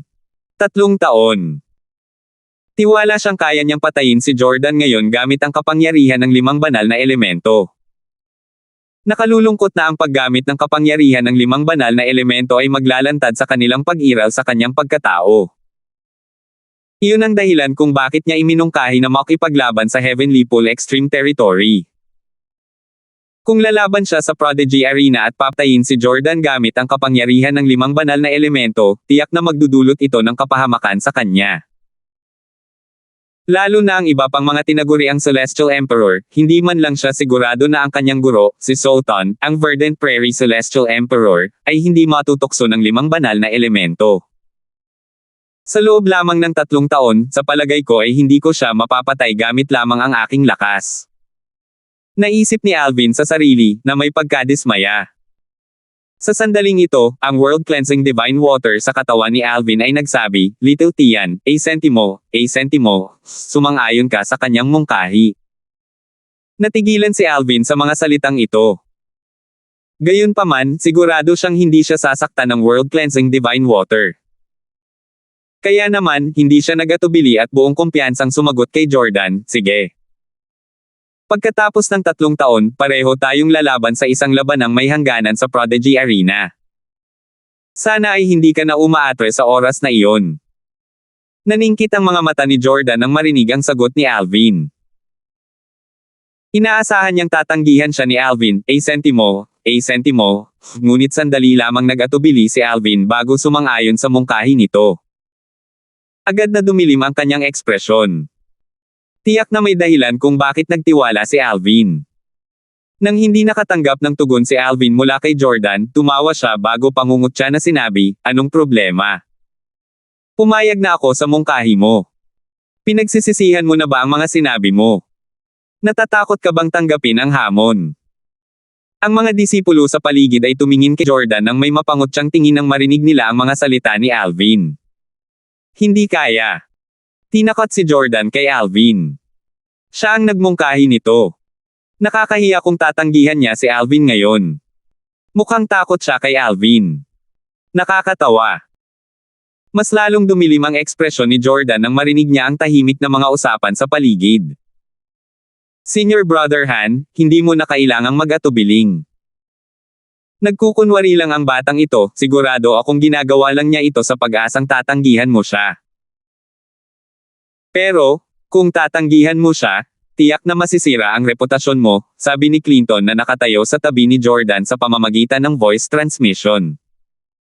Paanong hindi alam ni Jordan ang mga puntong sinabi ni Clinton? Gayunpaman, hindi siya maaaring basta-basta sumang-ayon dito kahit na nangangahulugan ito na maaaring maapektuhan ang kanyang reputasyon. Paano kung hindi siya kalaban ni Alvin pagkalipas ng 3 taon? Hindi ba siya mamamatay? Nasa isang problema siya sa sandaling ito. Kung hindi siya sasang-ayon, masisira ang kanyang reputasyon, at kung sasang-ayon siya, maaaring nakataya ang kanyang buhay. Matapos huminga ng malalim, nagpasya siyang kumonsulte kay Charles, ang Martial Dragon Celestial Emperor, sa pamamagitan ng voice transmission. Matapos makipag-usap kay Charles, pinag-isipan ni Jordan ang mga sinabi ni Charles. Malamang na ang sikretong pamamaraan ni Alvin ay gumagana lamang sa mga halaman. Bukod dito, tila kailangan niyang makipag-ugnayan sa kanyang target upang magamit ang pamamaraan. Bagamat hindi matukoy ng 2 tinaguriang Celestial Emperor na ginamit ni Alvin ang Divine Tree of Life para patayin ang Pine Willow Divine Tree, malabo nilang nadama na ang kanyang pamamaraan ay epektibo lamang sa mga halaman. Mas nakaramdam ng katiyakan si Jordan matapos marinig ang opinyon ng 2 tinaguriang Celestial Emperor. Sa sandaling ito, mapang-uyam na sinabi ni Alvin, a sentimo, hoy, bakit hindi ka tumanggi kung natatakot ka? Kailangan mo pa bang sayangin ang oras? Tumanggi. Nakangising tanong ni Jordan, may dahilan ba para tumanggi ako? Sang-ayon ako. Pagkatapos ng 3 taon, ako, si Jordan, ay lalaban sa iyo sa isang labanang may hangganan ng buhay o kamatayan dito sa Prodigy Arena. Lahat ng naruroon ngayon ay tatayo bilang aming mga saksi. Sino mang umalis sa oras ng labanan ay kailangang umalis sa Heavenly Pool Palace. Magaling. Hindi na tumingin si Alvin kay Jordan. Kalmado ang kanyang ekspresyon mula simula hanggang katapusan. Parang mananatili siyang kalmado kahit gumuho ang bundoktay sa harap niya. Sa kabaligtaran, ang mga kapwa-disipulo ni Alvin, a sentimo, sina Herman at Melinda, ay halos hindi makapanatiling kalmado matapos kumpirmahin ni Alvin at Jordan ang kanilang laban ng buhay o kamatayan. 3 taon. Masyado pang maaga. Bakit ginawa ito ng nakababatang kuya? Noong una, inakala nina Herman at Melinda na tinatakot lamang ni Alvin si Jordan. Nang mga panahong iyon, tila gumana ang pananakot, at hindi na sila makapaghintay na iharap ito kay Jordan. Gayunpaman, dahil pumayag si Jordan sa labanan, malinaw sa kanila na nabigo ang plano ni Alvin. Bagamat mahusay ang ipinakitang husay ni Alvin sa kanyang mga nakaraang labanan, malayo pa rin si Alvin sa pagpatay kay Jordan. Bilang pinakamatandang disipulo ng Profound Heaven Celestial Emperor at isa sa 5 pinakamalakas at kahangahangang disipulo sa Heavenly Pole Palace, si Jordan ay hindi lamang isang Celestial Emperor, kundi naunawaan din niya ang lahat ng lalim mula sa batas ng apoy hanggang sa antas ng kahusayan. Dahil dito, mas mahina lamang siya ng kaunti kaysa kay Benji, ang pangalawang kahangahangang disipulo ni Sultan. Kahit na napakatalino ni Alvin, sentimo, wala pa siyang 300 taong gulang. Bihira ang isang taong sa edad na iyon na kayang talunin si Jordan kahit sa lahat ng 81 Devata Realms. Paanong hindi mag-aalala ang mga kapwa-disipulo ni Alvin? Sa sandaling ito, tumango at ngumiti si Alvin habang binabati si Sultan. Guro. Nagtanong si Sultan, may tiwala ka ba sa sarili mo? Hindi ko sana siya hinamon kung hindi ako kumpiyansa, nakangiting sagot ni Alvin. Bagamat hindi alam ni Herman at Melinda kung saan nakuha ni Alvin ang kanyang tiwala, mas nakaramdam sila ng ginhawa matapos marinig ang kanyang sagot. Tutal, sa kanyang laban kay Fabian ngayon, inakala rin nilang imposibleng manalo siya.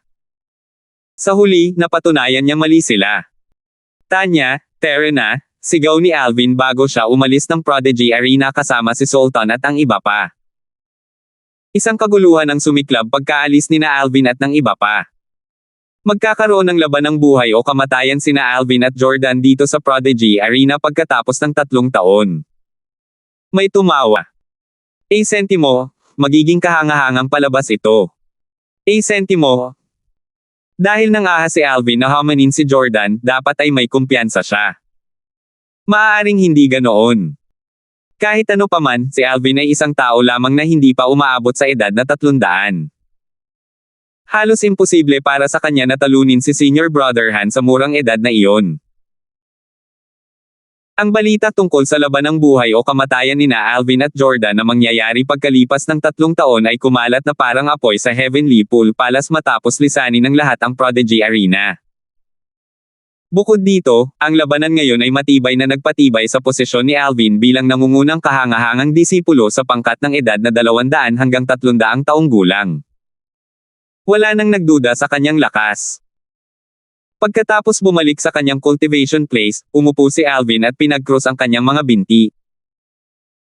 Matapos makapasok si Tanya sa kanyang cultivation state, hindi niya maiwasang tanungin ang world-cleansing divine water sa Little World, Sister Water, sigurado ka ba talaga na matatalo ko si Jordan pagkatapos ng 3 taon?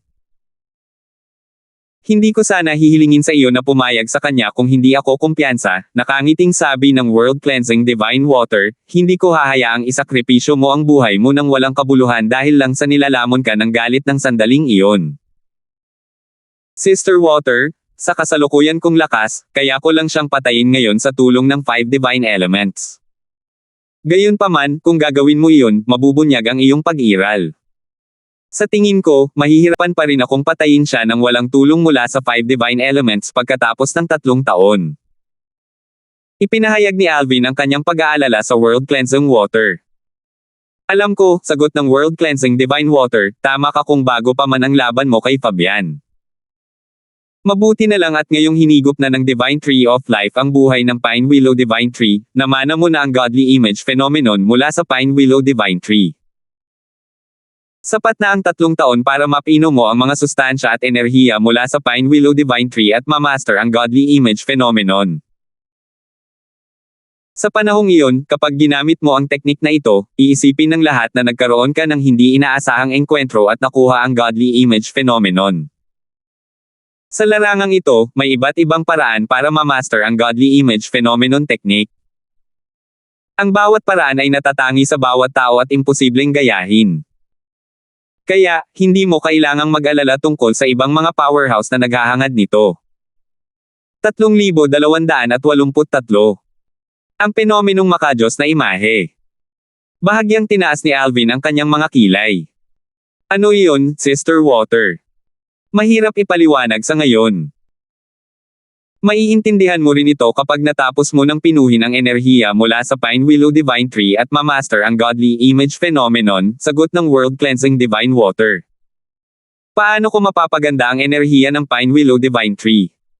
Tanong ni Alvin na may kuryosidad. Karaniwan, sa pamamagitan ng ordinaryong paraan, aabutin ng hindi bababa sa 10 taon ang isang tao para ganap na mapino ang enerhiya kung hindi sila kumakain at natutulog. Gayunpaman, may isang lugar na makakatulong sa iyo na mapino ang enerhiya sa loob ng 1 taon, sabi ng World Cleansing Divine Water. Ano ang lugar na iyon? Agad na lumiwanag ang mga mata ni Alvin. 3 taon na lang ang mayroon siya bago niya makaharap si Jordan sa isang labanang may banta ng buhay o kamatayan. Sa makatuwid, hindi niya maaaring pinuhin ang enerhiya ng Pine Willow Divine Tree sa pamamagitan ng ordinaryong paraan. Ang templo ng titulo. Sagot ng tubig na naglilinis ng mundo. Nabigla si Alvin sa sagot ng World Cleansing Divine Water. Bumalik sa kanyang isipan ang panahon na siya ay nasa 6 na timog silangang rehiyon, ang mga hangganan ng Southern Heaven Territory ng Overarching Spirit Heaven. Ang Overarching Spirit Heaven ang unang Devata realm na kanyang naakyat noon. Doon niya unang nalaman ang tungkol sa title temples. Upang maging tituladong Celestial Lords o Celestial Emperors, kailangan munang pumunta sa title temple at pumasa sa isang pagsusulit bago mabigyan ng titulo. Ang kahalagahan ng isang titulo ay hindi dapat maliitin. May ilang mga emperador sa langit sa teritoryo ng nandaw ng emperador ng Jade sa langit na piniling huwag pumunta sa templo ng titulo upang makakuha ng titulo. Dahil sa kanilang kakulangan ng mga titulo, marami ang hindi nag-isip na kaya nilang makapantay sa mga tinaguriang emperador sa langit kahit na ang kanilang lakas ay pantay. Naalala ni Alvin ang mga salitang sinabi sa kanya ng iba. Ang mga ordinaryong Celestial Lord ay hindi maihahambing sa may titulong Celestial Lord. Upang maging isang may titulong Celestial Lord, kailangan mong pumunta sa sagrado at misteryosong lugar sa Devata Realm, ang Title Temple, at makipagkompetensya sa 9 na laban sa isang laban ng buhay o kamatayan. Ang huling makakatayo ay bibigyan ng titulo. Sa oras na iyon, ang pangalan at titulo ng Celestial Lord na iyon ay itatala sa mga talaan ng Title Temple at iaanunsyo sa buong Devata Realm. Paano magagawa ng isang ordinaryong Celestial Lord na talunin ang 9 sa kanyang mga kapantay? Sa makatuwid, walang duda na ang mga taong may kakayahang maging isang may titulong Celestial Lord ay napakatalentado. Nalaman ni Alvin ang lahat ng mga bagay na ito noong siya ay nasa hangganan ng Southern Heaven Territory sa Overarching Spirit Heaven. Sa panahong iyon din niya natutunan na ang Title Temple ay hindi lamang naghahari ng kataas-taasan sa ibang mga puwersa, kundi nakahihigit pa ito sa puwersa ng isang Heavenly Emperor. Ang mga templo ng titulo ang pinakasagrado at mahiwagang lugar sa kani-kanilang mga Devata Realm. Sila ay isang neutral na puwersa kaya hindi sila nakikialam sa mga alitan sa mundo ng paglilinang. Gayunpaman, kinikilala sila bilang ang pinaka-nakakatakot na puwersa sa mga Devata Realm. Natural lamang, sa napakaraming Devata Realm, may ilang matataas na puwersa na sumubok na hamanin ang mga templo ng titulo at sirain ang kanilang mga pamana. Sa kasamaang palad, lahat ng mga puwersang ito ay nalipol ng walang pagbubukod. Nabalitaan ni Alvin na mayroong hindi bababa sa 10 Heavenly Emperor na nagtangkang sirain ang mga Title Temple noon. Sa kasamaang palad, lahat sila ay namatay. Ang mga Title Temple ay umiral na mula pa noong unang panahon at ang mga ito ang pinakamatandang puwersa sa kani-kanilang Devata Realms. May chismis na maraming elite sa mga Title Temple. Ang ilan sa kanila ay sinasabing mas malakas pa kaysa sa isang 10-direction Celestial Emperor. Sa sandaling ito, nagtanong si Alvin ng may pagtataka, Sister Water, narinig ko na noon na ang mga Title Temple ay may koneksyon sa mga Supreme Powerhouse. Totoo ba iyon? Naalala niya na nabanggit sa Chaos Divine Flame, sa Profound Divine Metal, at sa Chaos Divine Earth na ang mahiwagang Title Temples ay may kaugnayan sa mga Supreme Powerhouse. Oo, sagot ng World Cleansing Divine Water, gayunpaman, hindi ito kasing simple ng isang maliit na koneksyon lamang. Ang isang title temple ay itinatag ng isang kataas-taasang kapangyarihan. Huminga ng malalim si Alvin nang marinig ang tugon ng World Cleansing Water. Tulad ng inaasahan. Sister Water, paano ako matutulungan ng pagpunta sa title temple na pinuhin ang enerhiya ng Pine Willow Divine Tree at makabisado ang godly image phenomenon sa loob ng isang taon? Sa pamamagitan ng matagumpay na pagkuha ng titulo sa title temple, paliwanag ng World Cleansing Divine Water, para makuha ang titulo at maging isang may titulong Celestial Lord, kailangan mong makipagkompetensya o labanan ang siyam-pang Celestial Lords. Maraming pagsubok at paghihirap sa lihim na kaharian. Ito ay isang lugar na puno ng panganib at naglalaman ng kagustuhan ng isang kataas-taasang powerhouse. Sa makatuwid, habang dumadaan ka sa mga pagsubok, ang iyong bilis sa pagpino ng enerhiya mula sa Pine Willow Divine Tree ay tataas ng malaki. Base sa mga salita ng World Cleansing Divine Water, tila pamilyar ito sa mga pagsubok sa title temples. Hindi masyadong nagulat si Alvin sa kaalaman ng World Cleansing Divine Water. Tutal, matagal na itong nabuhay sa mga guho ng isang realm of gods. Makatuwiran naman na alam nito ang mga sekreto sa realms of gods at Devata realms tulad ng title temples. Sa kasalukuyan mong lakas, hindi magiging mahirap para sa iyo na maging isang may titulong Celestial Lord. Pangalawa lang ang pagkakaroon ng titulo. Ang pangunahing layunin mo sa pagpunta sa title temple ay para pinuhin ang enerhiya ng Pine Willow Divine Tree at makabisado ang godly image phenomenon sa loob ng isang taon, paalala ng World Cleansing Divine Water kay Alvin. Naiintindihan ko. Tumango si Alvin.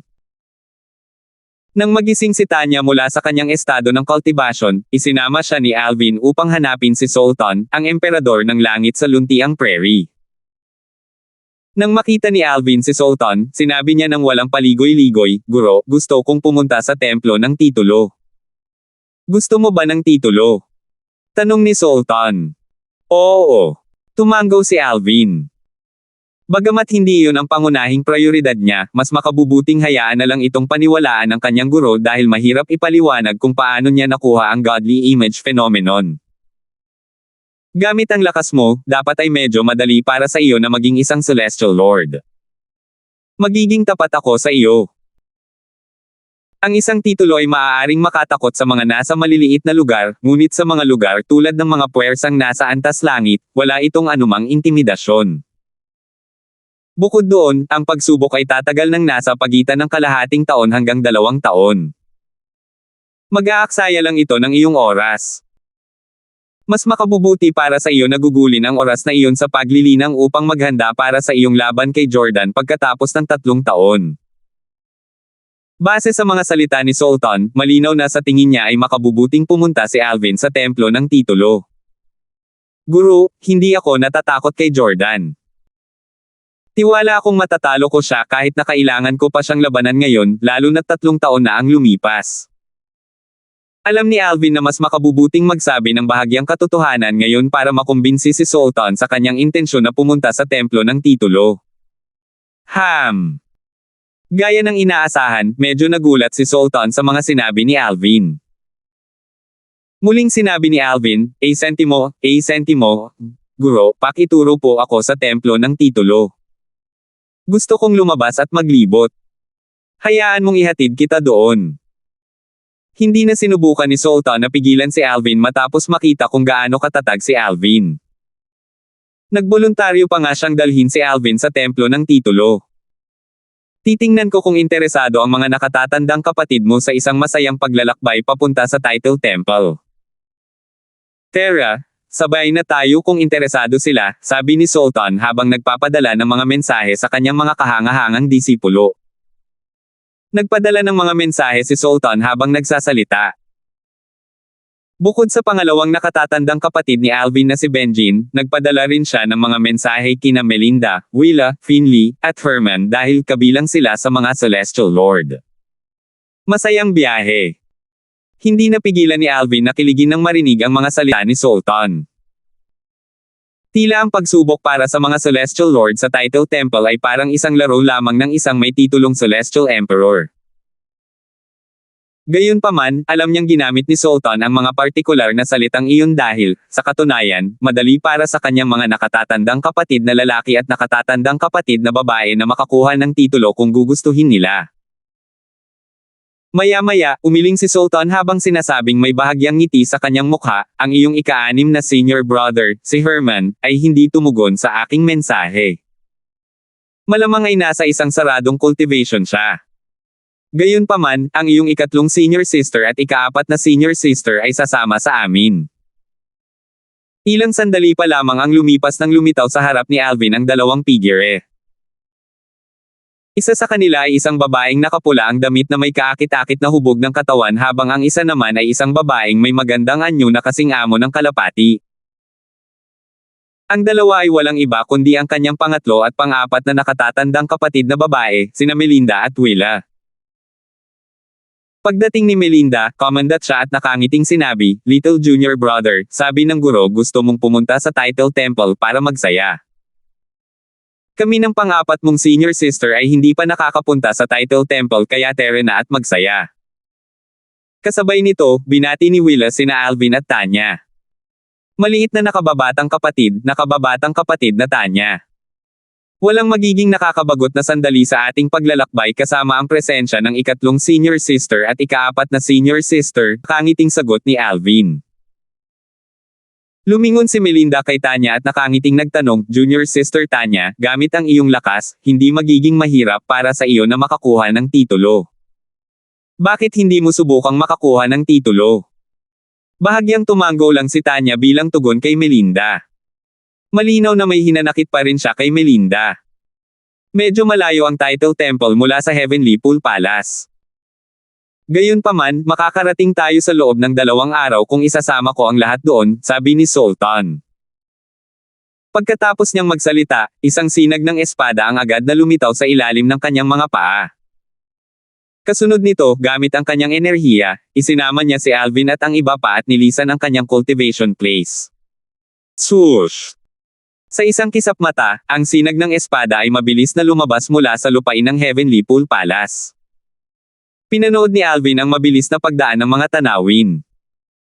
Napakabilis ng kanilang paglalakbay kaya mahirap makita ng malinaw ang kanilang paligid. Napasigaw siya, ang bilis. Sa kabila ng napakabilis na paggalaw, hindi nakaramdam ng kawalang tatag sina Alvin at ang iba pa. Ito ay dahil pinigilan ni Sultan ang hangin gamit ang kanyang enerhiya dahil maaari nitong gawing kawalang tatag ang iba. 3,284.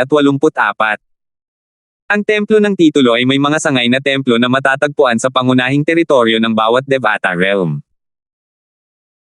Ang templo ng titulo sa walang hangganang langit ay matatagpuan sa walang hangganang teritoryo kung saan matatagpuan din ang palasyo ng langit na may pool.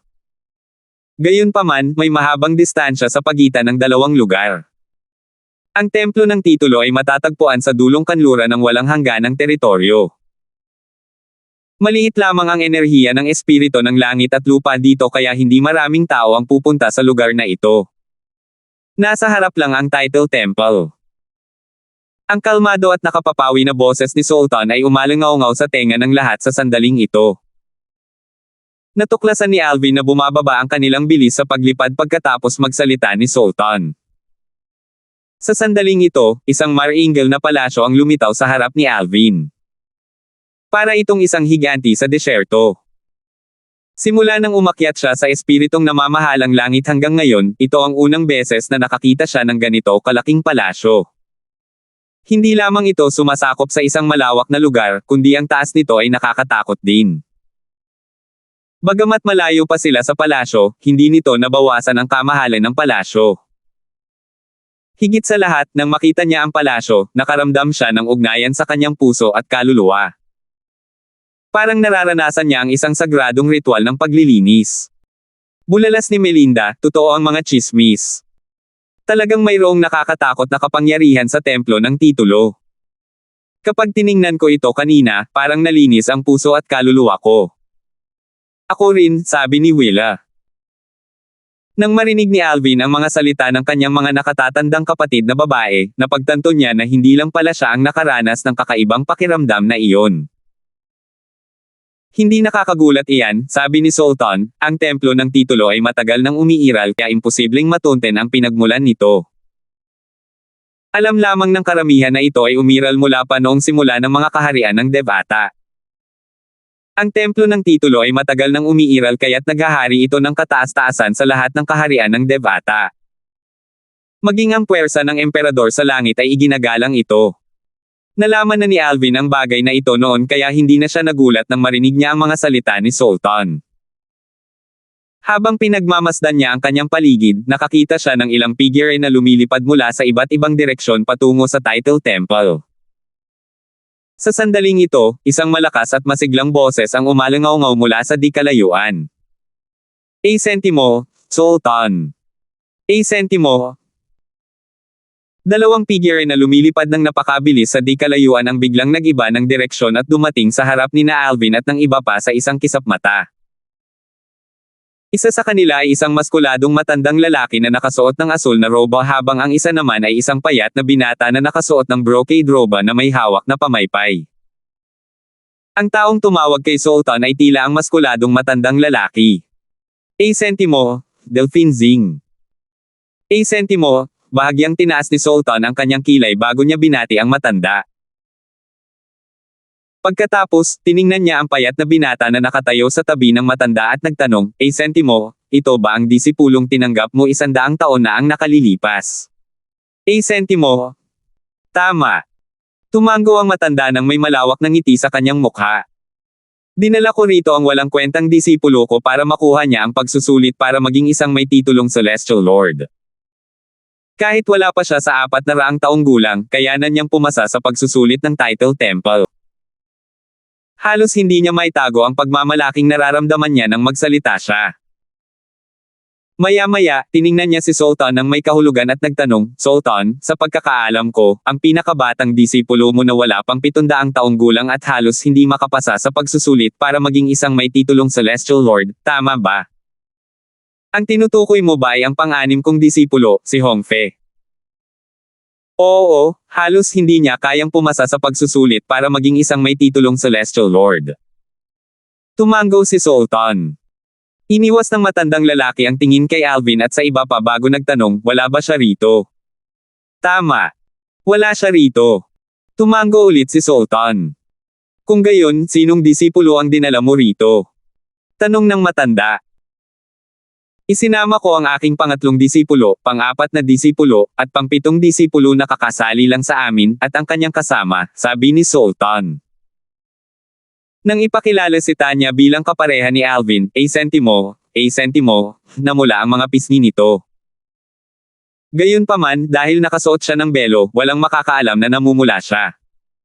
Ika-7 disipulo. Isang bagong disipulo. Bahagyang kumunat ang noo ng matandang lalaki habang nakatingin kina Alvin at Tanya. Sino sa dalawang ito ang bago mong disipulo? Sumulyap si Sultan kay Alvin bago ngumiti, siya nga pala. Matandang 7, si Delphine ito, ang emperador ng kalangitan sa bundok ng Tanso. Matagal ko na siyang kaibigan. Umusbong ang mga labi ni Sultan at naging mapanghamak na ngiti nang sabihin niya ang mga salitang matandang kaibigan. Bahagyang tumango si Alvin. Patuloy na sinabi ni Sultan, Delphine, ito ang aking pinakabatang disipulo, si Alvin. Sentimo, ilang taon na ang pinakabatang disipulo mo? Sentimo, tanong ng matanda. Alam niyang ang seniority ng mga disipulo ni Sultan ay napagpasyahan batay sa panahon ng kanilang pagsali kay Sultan. Kaya naman, sa kanyang palagay, ang binata na nakasuot ng lila ay maaaring medyo matanda na kahit na siya ang pinakabatang disipulo. Sa pinakamababa, ang nakasuot ng lila ay dapat na mas matanda kaysa sa kanyang disipulo. Bahagyang lumawak ang ngiti ni Sultan bago sumagot, hindi pa siya 300 taong gulang. Hindi pa ba 300 taong gulang? Natigilan ang matanda. Kahit ang payat na binata ay tila nagulat sa edad ni Alvin. Maya-maya, umiling ang matanda at tumawa bago sinabing, Sultan, hindi ko inaasahan na matututo kang magpalabis simula noong huling pagkikita natin mahigit 100 taon na ang nakalilipas. Mahinahong sabi ni Sultan, eksaherado. Hindi ka naniniwala na ang pinakabatang disipulo ko ay wala pang 300 taong gulang. Paano magagawa ng isang taong wala pang 300 taong gulang na makapasa sa pagsusulit upang maging isang may titulong Celestial Lord? Bihira ang ganitong tao kahit sa buong Boundless 7, tama ba? Bukod pa riyan, sasama ba sa iyo ang ganitong tao, Sultan? Ngumisi ang matanda pagkatapos niyang magsalita. Bago sumagot si Sultan, sinabi ni Melinda nang may maliwanag na ngiti sa kanyang mukha, Senior Uncle Zing, kung ang aking nakababatang kapatid ay wala pang 300 taong gulang o hindi, hindi mo ba malalaman kung tatanungin mo ang iyong mga kaibigan sa Heavenly Pool Palace? Ang pangalan niya ay Alvin. Mukhang hindi ito ang unang beses na nakilala niya si Delphine. Little Melinda, alam na alam mo na ang guro mo lang ang kilala ko sa Heavenly Pool Palace. Kaya mo ba ito iminungkahi? Sabi ni Delphine habang marahang nanunuya. Kasunod nito, inilabas ni Delphine ang isang formation compass at nagtanong, Nako, nang ahas ka bang ilagay ang kamay mo sa formation compass na ito? Ang compass ng Porma Sion ay lumabas at lumutang sa harap ni Alvin. Tiningnan ni Alvin ang bilog na bahagi ng compass ng Porma Sion na nahahati sa 10 seksyon. Agad na sinabi ni Melinda, Little Junior Brother, ito ay isang formation compass na sumusukat sa edad ng isang tao. Ipapakita nito ang iyong edad kapag nahawakan mo na ito. Ang bawat isa sa 10 seksyon ay kumakatawan sa 100 taong gulang. Nagbibigay ito ng tinatayang edad ng isang tao sa halip na ang eksaktong edad ng isang tao. Pagkatapos magsalita ni Melinda, inilagay ni Alvin ang kanyang kamay sa compass ng Porma Sion. Isang bagzo ng enerhiya ang lumabas mula sa compass ng Porma Sion at agad na bumalot sa kamay ni Alvin. Nakaramdam siya ng malamig na enerhiya na dumadaloy sa kanyang katawan bago ito bumalik sa compass ng Porma Sion. Maya-maya, 3 bahagi sa compass ng Porma Sion ang nagliwanag. Wala pa ba talaga siyang 300 taong gulang? Bahagyang kumunot ang noo ni Delphine habang itinatabi ang kanyang formation compass. Hindi niya talaga inaasahan na ang pinakabagong disipulo ni Sultan ay wala pang 300 taong gulang. Maya-maya, nagtanong siya ng may pag-aalinlangan, Sultan, kanina, sinabi mo na ang iyong pinakabatang disipulo ay sasali sa pagsusulit para maging isang may titulong Celestial Lord. Kaya ba niyang pumasa sa pagsusulit sa murang edad na ito? Sumagot si Sultan ang may bahagyang ngiti sa kanyang mukha, paano niya nagawang hindi makapasa sa pagsusulit para maging isang may titulong Celestial Lord? Dadalhin ko ba siya rito kung hindi? Pagkatapos magsalita ni Sultan, agad na humakbang paarap ang payat na binata na nakatayo sa tabi ng matanda. Tinitigan niya ng mariin si Alvin habang sinasabing, Ako, si Perry, ay hinahamon kita sa isang tunggalian. Nagulat si Delphine. Halatang hindi niya alam na hahamunin ng kanyang disipulo si Alvin. Gayunpaman, wala siyang balak na pigilan ang kanyang disipulo. Tumingin siya kay Sultan at nagtanong ng may bahagyang ngiti sa kanyang mukha, Sultan, dahil tiwala ka sa lakas ng iyong pinakabatang disipulo, wala kang dapat na pagtutol na hamanin ng aking walang kwentang disipulo ang iyong disipulo, tama ba? Bahagyang kumunot ang noo ni Sultan. Hindi niya alam kung gaano kalakas ang disipulo ni Delphine, ngunit sigurado siyang walang kapantay ang disipulo ni Delphine kay Alvin. Sa sandaling ito, muling nagsalita si Melinda. Umiling siya at sinabing, Senior Tio Zing, sa palagay ko ay hindi na kailangan iyon. Bakit? Natatakot ka ba? Tumawa ng malakas si Delphine. Ayos lang kung totoo. Hindi kami yung tipo ng tao na pinipilit ang mga tao na gawin ang mga bagay kung ayaw nila. Umiling muli si Melinda at sinabing diretso ang mukha, Bueno, hindi ka naman mali na sabihing natatakot ako. Gayunpaman, natatakot lang ako na baka mapahiya ka. Nakakahiya. Kumunot ang noo ni Delphine habang dumilim naman ang ekspresyon ni Perry pagkasabi ni Melinda. Nako, ipakita mo sa akin kung ano ang meron ka. Agad na humakbang paarap si Perry. Ang kanyang robo at buhok ay nagsimulang lumipad sa hangin habang ang kanyang celestial origin energy ay biglang lumabas mula sa kanyang katawan. Agad na kumislap ang mga kidlat sa paligid ng kanyang katawan. Sa sandaling ito, ang kanyang mga titig ay malamig nang tumitig siya kay Alvin. Salamat po at sinamahan ninyo ako, ingat lagi mga master.